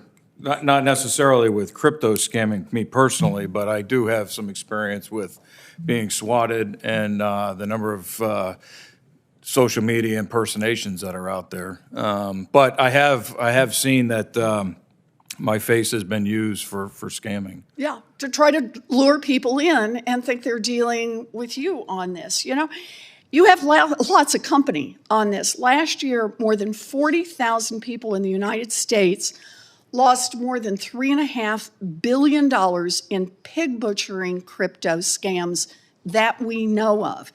Now, pig butchering is just one scam. There are many more. A recent study found that these criminal gangs have stolen and laundered more than $75 billion in crypto in just the last 4 years.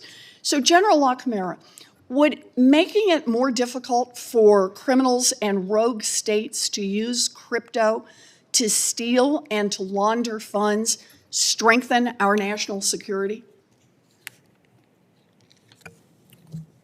Yeah, it'd be a qualified yes, but yes. Yes. Okay, I'll take yes. Admiral Aquilino, do you agree with that? I do, Senator. I have over 200 fake websites put out on me every month, of which many are soliciting dollars from people who can be fooled. Yeah. Yeah, you know, crypto is the way this stuff is financed, and it's helping rogue states, it's helping terrorists, it's helping criminal organizations fund their operations on a scale like we have never seen before. I've got a bipartisan bill, Republicans and Democrats, with 20 senators that would put a stop to it. I think it is time to pass this bill. One last note, I'm almost out of time, but General Aquilino, your command failed to provide this committee with the information required by law to justify your wish lists. I remain deeply concerned that unfunded priorities lists are distracting us from making the most of our resources and focusing on grabbing more money for defense contractors. So we need to get that cleaned up. Thank you, Mr. Chairman. On time. Thank you, Senator Warren. Senator Scott, please. Thank you, Chairman. Admiral General, thank you for your service. Admiral Aquino, thank you for good luck with your retirement. I'm sure you'll be moving to Florida soon. Hope you enjoy it. Price is a little high right now, so I'd be patient on buying a house. Last August, I had the opportunity to visit Indo-Pacific, hear firsthand how threats posed by Communist China are impacting the U.S., especially the Philippines. I had the opportunity to go look at what the Chinese are doing out in the shoals. So, following that, the visit was clear that America cannot take its eyes off of the regional increased aggression shown by Communist China. It reinforced my confidence that we got the best military in the world, but we got a pretty formidable opponent, and they're out to destroy our way of life. I'm increasingly interested in the congested logistics fight, and not just in the Pacific, but globally. We're going to have to, if we end up in a conflict, we're going to have to resource critical capabilities, and we're going to need in the first few hours and few days of a conflict. They're going to be decisive, probably in a great power war. My goal is, I think all of us want to make sure Indo-Pacific is ready to get everything they need for the fight. The last time we fought a great power war in the Western Pacific, we were surprised, not ready. Navy Reserve logistic squadrons were not even established until 5 days after the attack on Pearl Harbor. But finally, transport squadrons grew to 540 aircraft and 26,000 personnel devoted to the Navy's airborne logistics mission in defeating the Japanese. In the case of the Navy, are you counting on Navy transport squadrons to move logistics into and throughout the Western Pacific, which is thousands of miles? Senator, I'm absolutely counting on all logistics capabilities to support this problem across half the globe. I want to thank Congress for the authorization for the 10 additional tankers, the console tankers.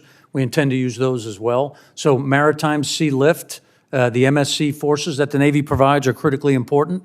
I've also advocated with General Van Oost for not only the tankers, but for strategic airlift at a capacity that will be acceptable, as well as airborne refueling capability. All three of those have been identified as critical needs for Indo-PACOM. So the Air Force has recapitalized about 50% of their C-130s. The Marine Corps has done 100%. The Navy hasn't had the opportunity to recapitalize any of its 32-year-old fleet. Does that concern you? Yeah, the need for intra-theater lift, again, when you talk about half the globe, the modernization of those airplanes is important, and I certainly advocate for all the services to be able to provide those capabilities when needed. And do you think overall that we're heading in the right direction? I think as we work towards modernization, we have the right view. We have to work at speed, and we have to all get on board. All right. Thank you. Thank you, Chair. Thank you very much, Senator Scott. Senator Peters, please. Thank you, Mr. Chairman. And gentlemen, thank you both for your service. Admiral Aquino, I want to echo the comments made by many of my colleagues here. Thank you for your 40-plus years of service to the nation, and we wish you well in your next endeavors, wherever they lead you, but appreciate your service. This question really is for both of you, and it deals with the continuing need for global stability with all of the challenges that we have, particularly in Indo-PACOM. But the Army's new multi-domain task force, I believe, is probably the centerpiece of the Army's efforts to respond to these varied global challenges, as I said, particularly in the Indo-Pacific. And when forward positioned, these task forces will enable the U.S. military to freely operate within a very contested environment. So I'd like both of you to respond, if you could elaborate a little bit on the critical role that these multi-domain task forces are going to have in the Indo-Pacific region, and how do they facilitate your ability to safely maneuver joint forces within your commands? Yeah, thanks, Senator. So first, I'll thank General George, the Chief of Staff of the Army, and General McConville before him on developing and having the vision for an MDTF, critically important in my theater. And as we implement it, the key for that task force is to deliver all the capabilities that have been designed to go with it. So the anti-air capabilities, the anti-ship and anti-land attack capabilities that go with it, those are some of the things we have to go faster and deliver to those MDTFs to realize the entire warfighting capability of that force. But I'm absolutely supportive of what the Army has done to contribute to my theater. Great. Thank you. General? Thanks, Senator. While I don't own one of the MDTFs, we do think of it in, that's the noun. I do the verb, multi-domain operations. And since we already sit inside the A2AD bubble, it's a little bit different problem set for me to solve. But the next fight's going to be combined, joint, interagency. It's going to be multi-domain. And, I'll probably be asking the Admiral for one of them if hostilities begin again. Very good. Thank you, General. Admiral, the Air Force plans to invest $5.8 billion over the next 5 years with the goal of fielding 1,000 collaborative combat aircraft by 2030. These CCAs will clearly play a significant role in any future combat, particularly in a contested environment. And successfully operating in these impermissible areas will require joint training across active duty, reserve, as well as guard components in a wide range of environments, which will mimic potential conflict zones. So my question for you, sir, is how do you envision these collaborative combat aircraft being utilized and integrated into the Indo-Pacific?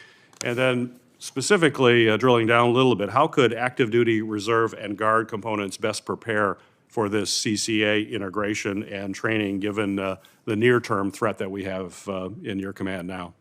Thanks, Senator.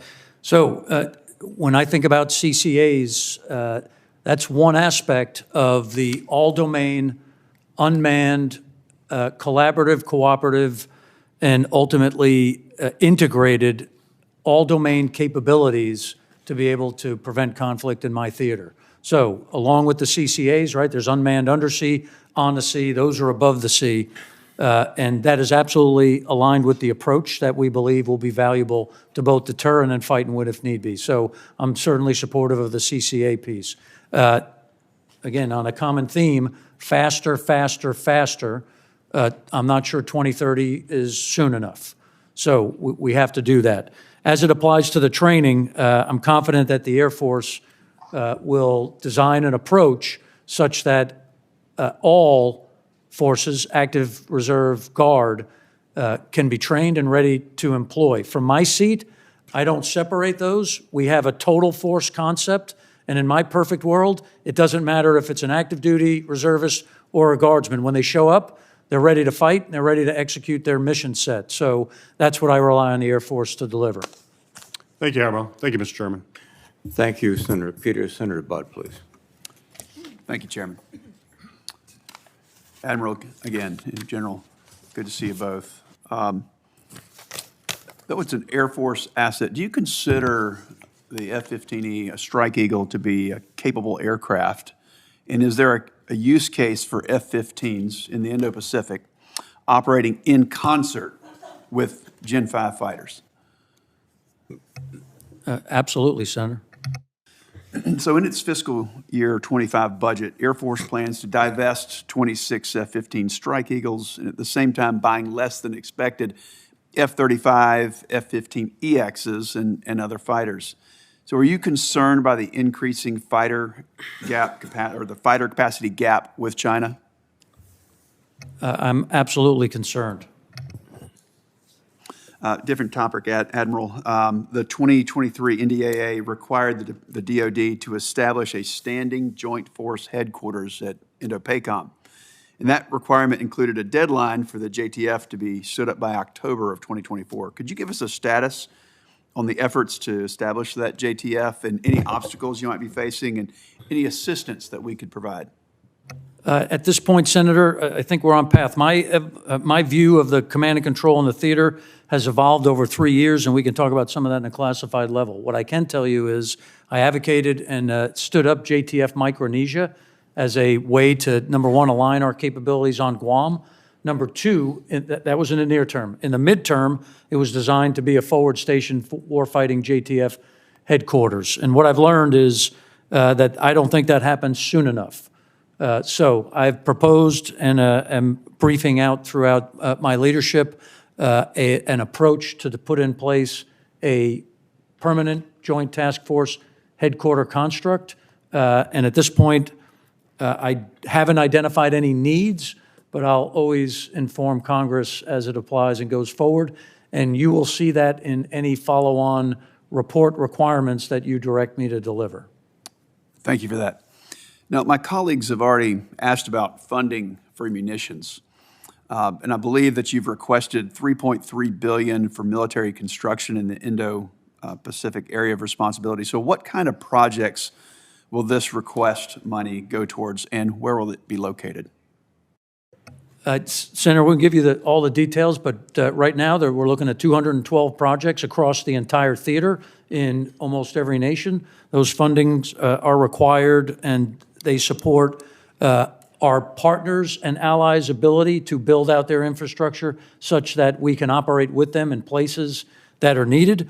But it applies to runways, seaports, fuel capability, munition storage. Those are the key aspects of it. You mentioned it in runways, but is it fair to say that these investments, particularly in things like airfields for dispersed operations, will be key to deterring China? Absolutely.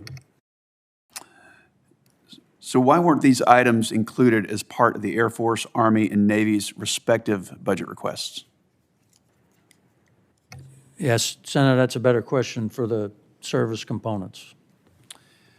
Admiral, the administration says that it's prioritizing China and its pacing challenge, but you've just sent us a list of unfunded requirements totaling more than $11 billion.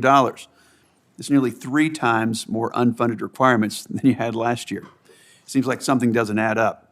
So how can the administration say that it's prioritizing China if it won't provide you and Indo-PACOM with the resources you need to deter Beijing? And that's, Admiral, a bit of a rhetorical question.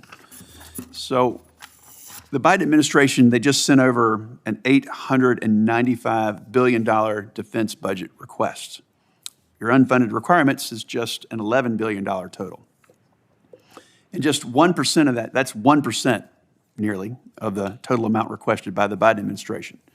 And yet the administration seemed that they couldn't find the money. I'm even told that there's $11 billion in unused Pentagon funds that just expired. So I think we all understand that this is a very dangerous time with China on a war footing and conflict increasingly likely in the Indo-Pacific. The only way that we're going to avoid war or win, if it comes, is if we put our money where our mouth is. That means that if we say China is the priority, then we've got to act like it. So thank you for your testimony, and thank you for your many years of service. Thank you very much, Senator Budd. Senator Duckworth, please. Thank you, Mr. Chairman. Good morning, Admiral Aquino, General LaCamera. Thank you for being here today, and of course, thank you for your many decades of service. I am concerned about the needed investments in our medical ecosystem and infrastructure in the Indo-Pacific region. As Indo-PACOM prepares the joint force for a conflict with a near-peer adversary, our ability to provide life-saving care for service members must remain a priority. The conditions in the Indo-Pacific with remote islands will strain our ability to medevac wounded service members to Row 3 and 4 medical facilities. The golden hour for providing critical medical care won't exist.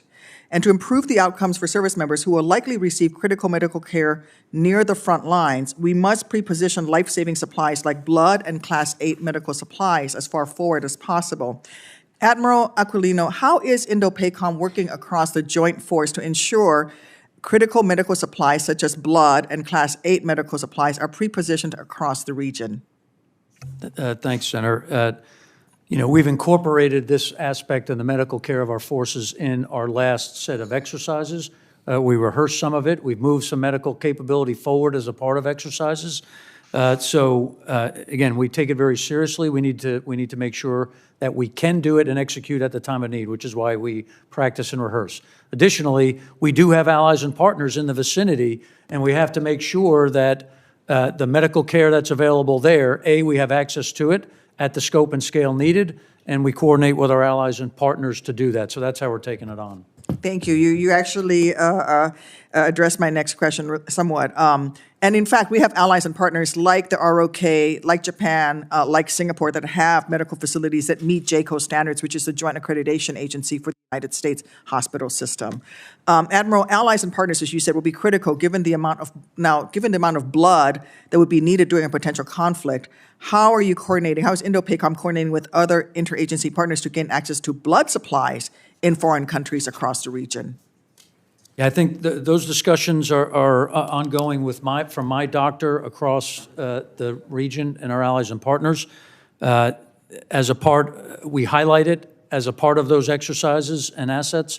We have not certainly pre-positioned at this point in time, but we have to have the places to do it when needed, and we're doing those assessments. Right. Well, the blood cannot really be pre-positioned, but having establish agreements to access those blood supplies. But it also means that those blood supplies have to be certified to be given to U.S. service members, which some of them may not if they've not complied with our requirements. So I think all of that is critically important. It's good to hear that you're addressing the issue. As you well know, I've been a vocal advocate for a combat credible logistics network, shifting a little bit. The ability for the United States to project the joint force in the Western Pacific will depend on our intra-theater lift capabilities. Indo-PACOM will have to grapple with moving troops, supplies, and equipment across a complicated island chain network, and you and I have had conversations on this. requiring significant investments in watercrafts, floating piers, and roads. Admiral, where do you see our current gaps in intra-theater lift in the Indo-Pacific region, and what role do you foresee the Army Corps of Engineers having in tackling this issue? Thanks, Senator. Again, the approach, the Army component has actually moved some watercraft. Some have gone to Japan now. So to properly put those forces in the right place, posture-wise, is critically important. The intra-theater lift piece, I have concern on the overall capacity aspect of it, whether it be C-130s, C-17s, or C-5s, as it applies to the airlift piece. And then on the sea lift piece, those forces have to be ready to be shot at.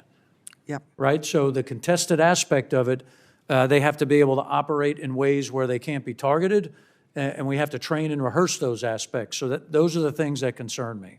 That's also true for the medevac piece, right? We're going to have to fight in. We can't just go in and pick up our wounded the way we have in other theaters. I think we're going to have to fight our way in to pick up our wounded and fight our way back out as well.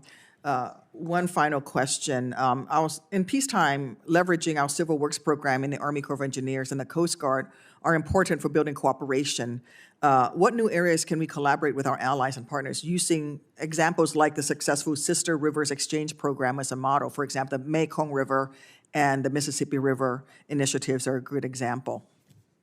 Yeah, I think it is. Our construction forces, and not just the Army Corps, but the Air Force Red Teams, the Navy Seabees, again, those provide some significant training for those allies and partners to build their capacity to help themselves more often. So we've seen some benefits there, and we have to continue to do that.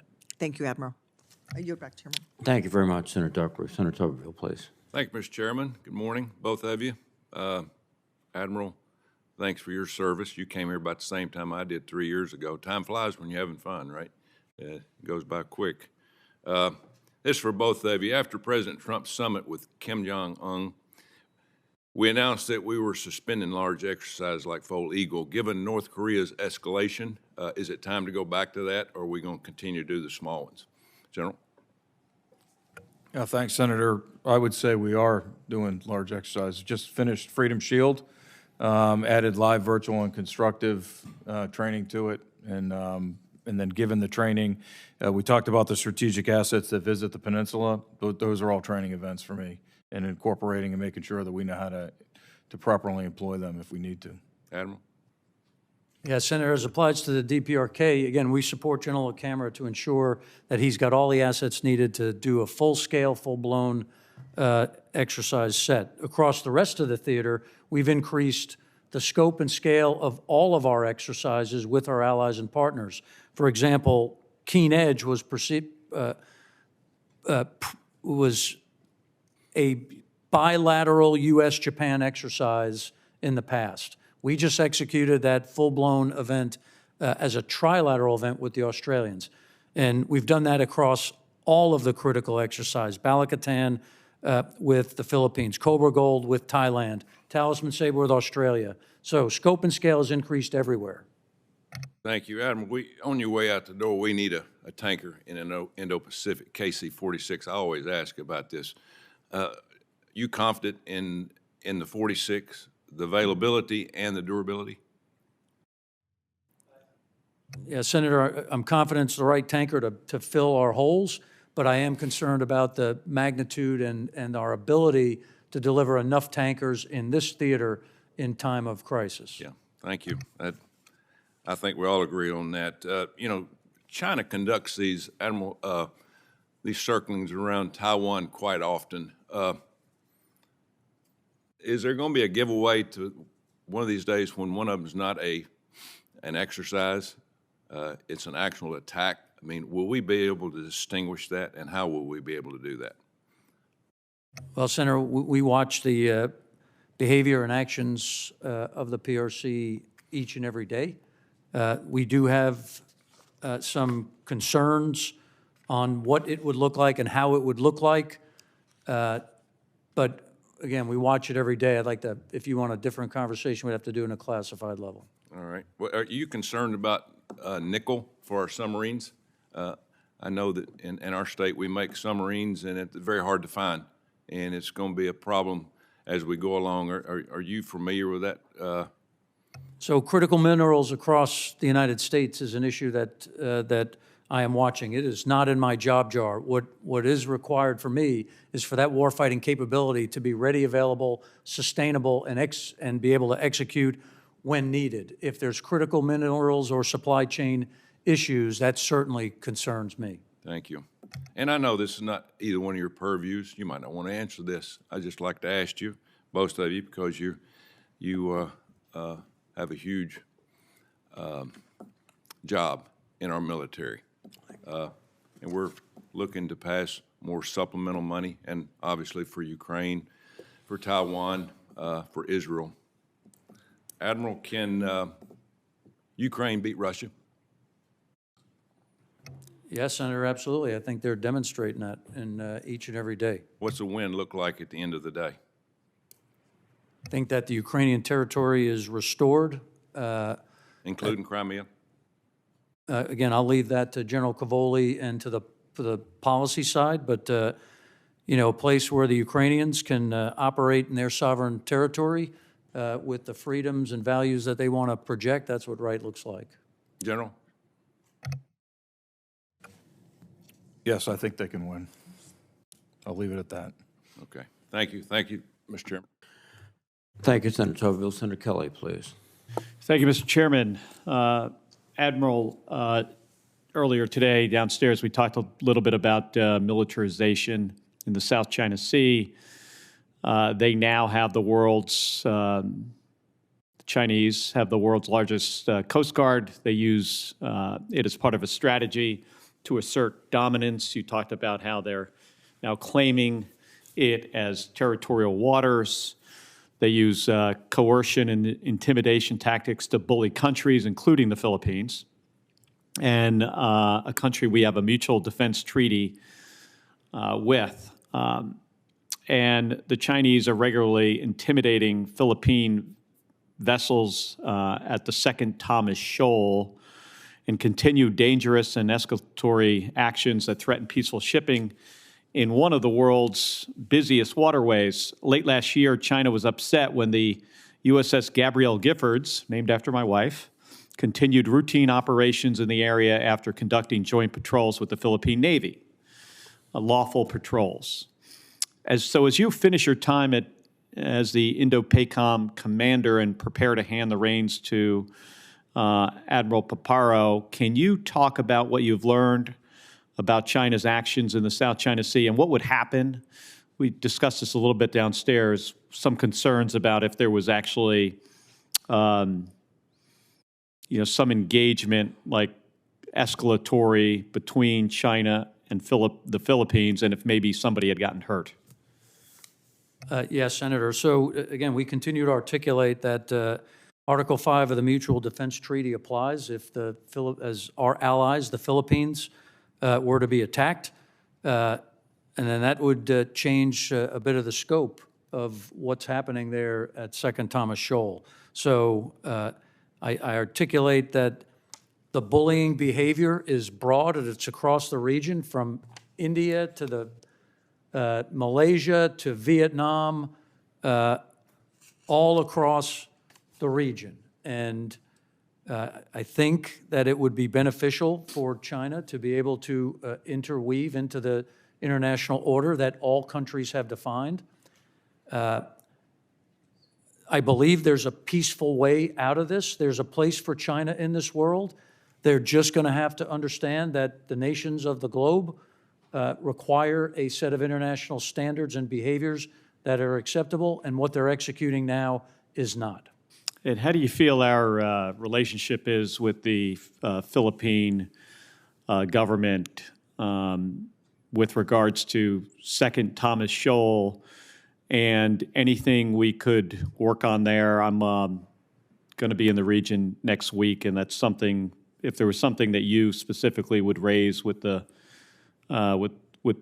President Marcos or the Philippine Navy, what would that be? I've sat with President Marcos twice in the last 3.5 months. Number one, I thanked him for his leadership, for articulating what is acceptable and what's not.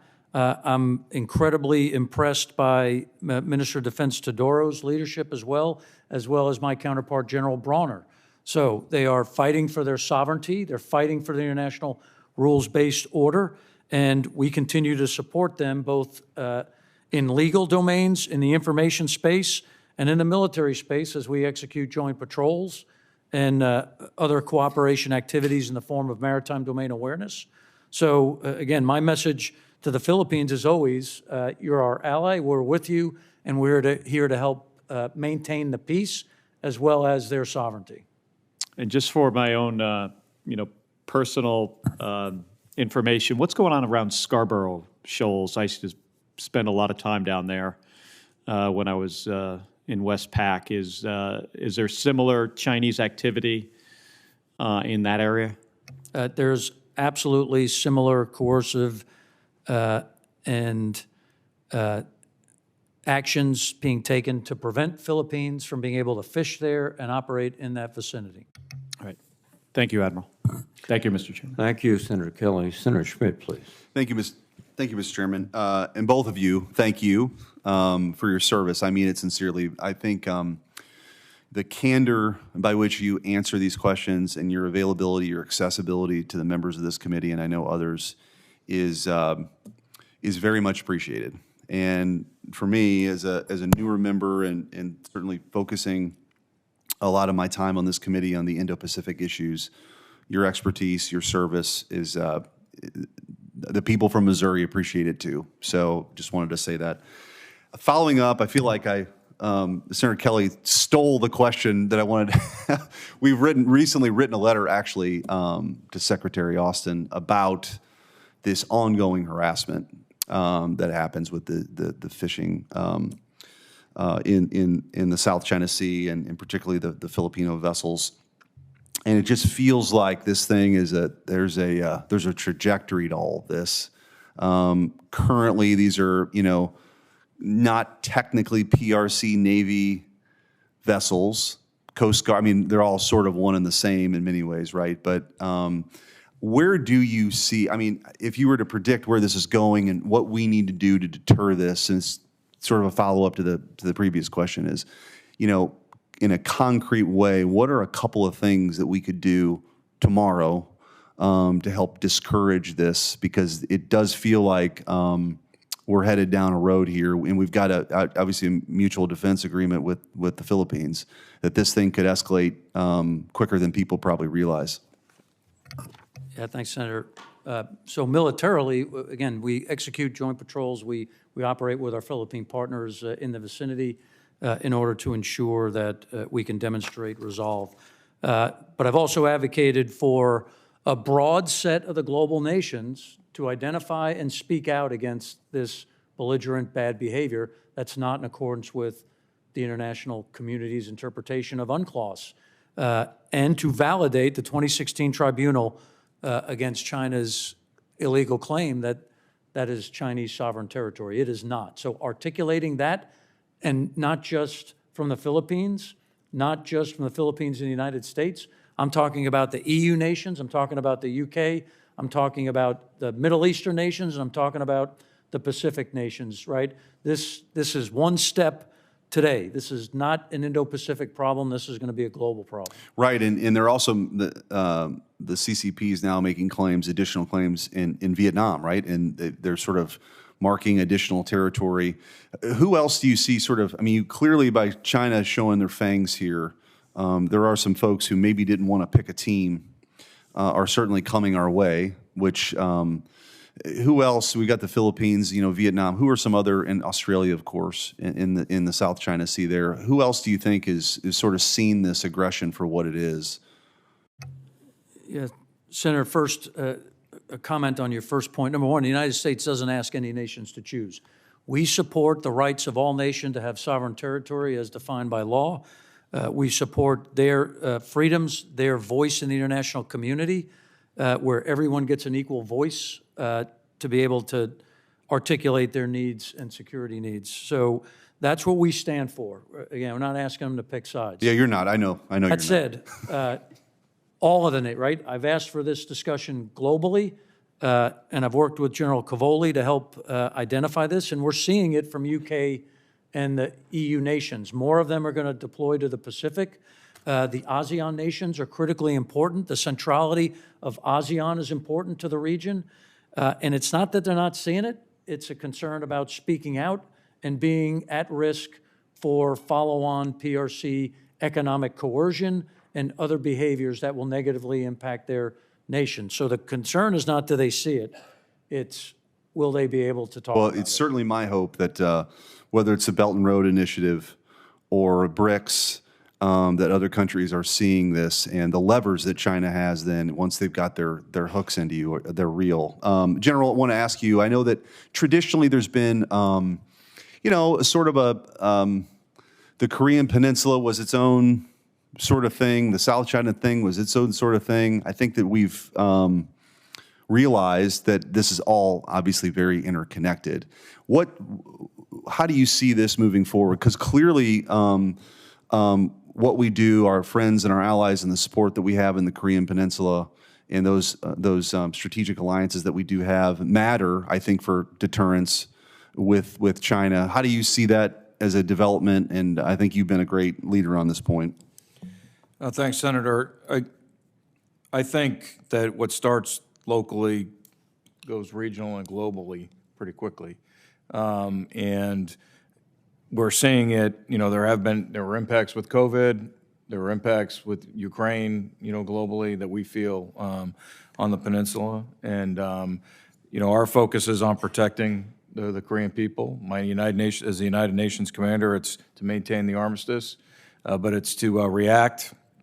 You know, the inherent right of self-defense never goes away, so we will protect ourselves. Response requires consultation with our Korean allies, and then any kind of retaliation or further escalation, I think we've always got to be prepared for.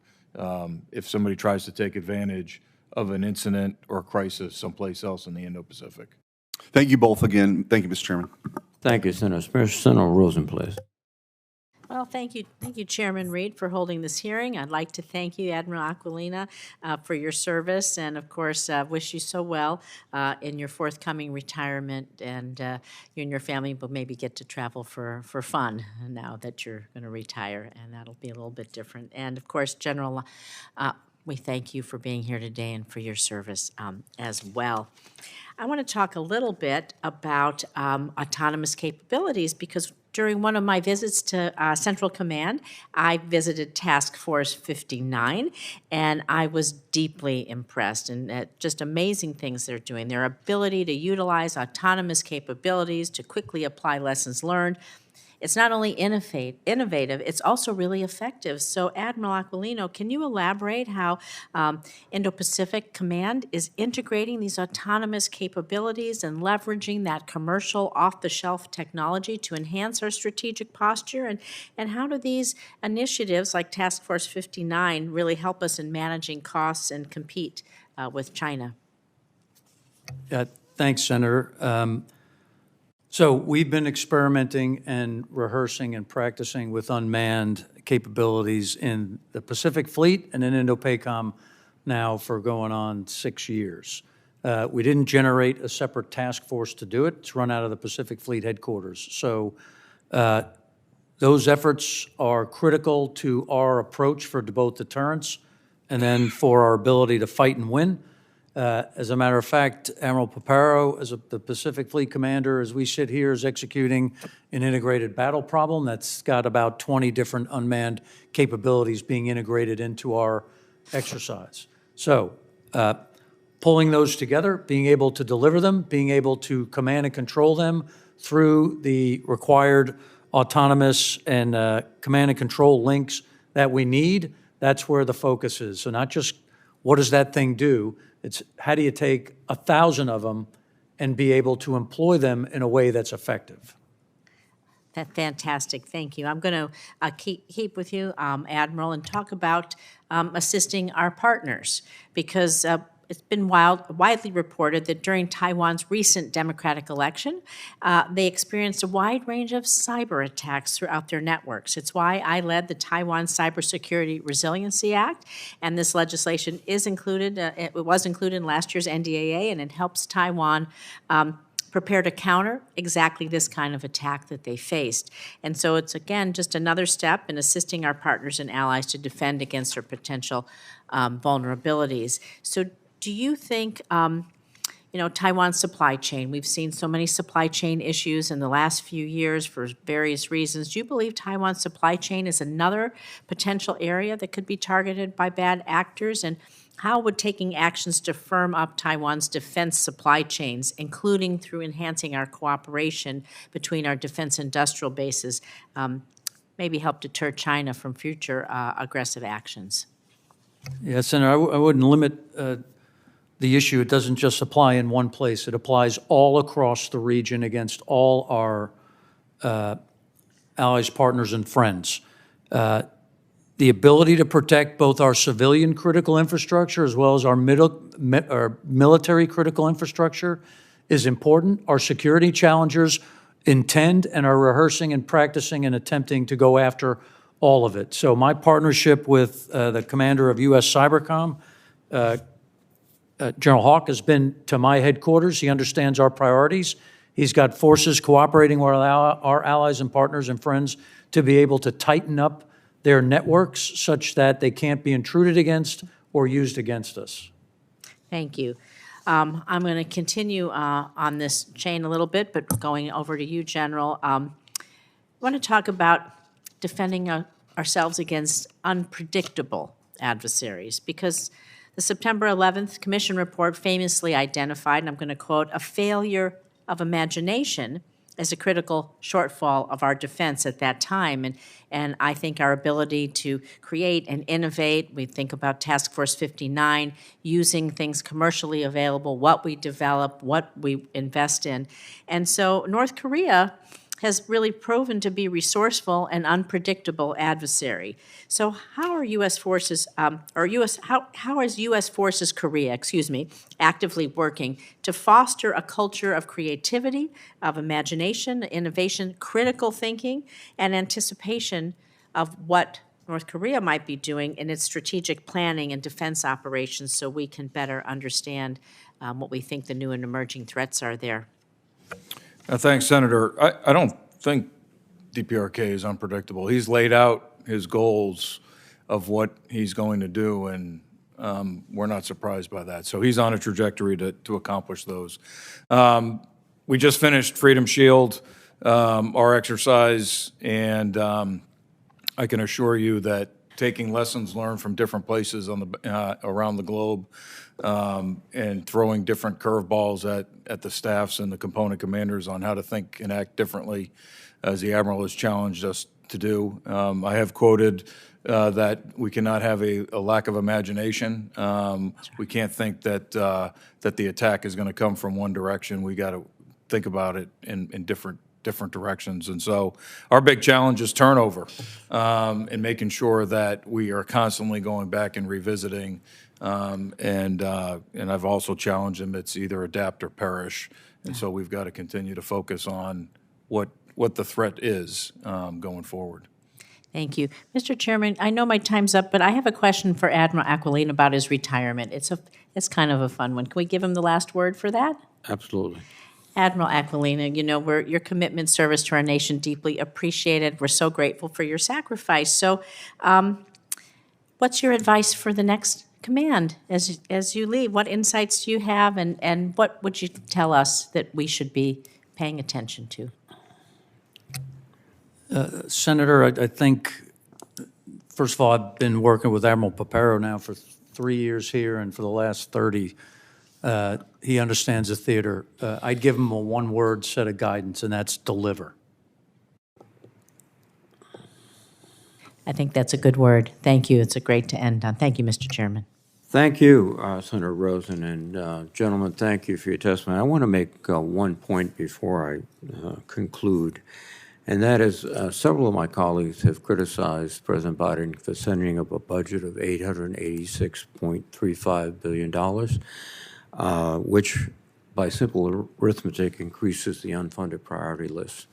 What they fail to recognize or ignore that the president was legally required to send that number up. There was a limit established in the Fiscal Responsibility Act of 2023, and the reason we passed that act was because there was serious threat of a default on our national debt. And I can assure you, if we had defaulted on our national debt, the issues and the problems and the questions you would be getting today would be much more, indeed exponentially more difficult, because it would have set off an international economic collapse. So it is Congress that has established a limit, and it's Congress that must deal with that limit. And I think that that has to be made. Finally, let me add to the commendation and congratulations to you, Admiral Aquino, and your family for distinguished service and I think direct might be the word we would use as your nickname if it wasn't long. It would be direct, and we appreciate that very, very much, sir. General LaCamera, I've had the privilege of working with you since you were a battalion commander in the 10th Mountain Division. Thank you for your service and your courage. Please thank the families that are so important and the men and women who serve in uniform in the United States in your commands. And with that, I would adjourn the hearing.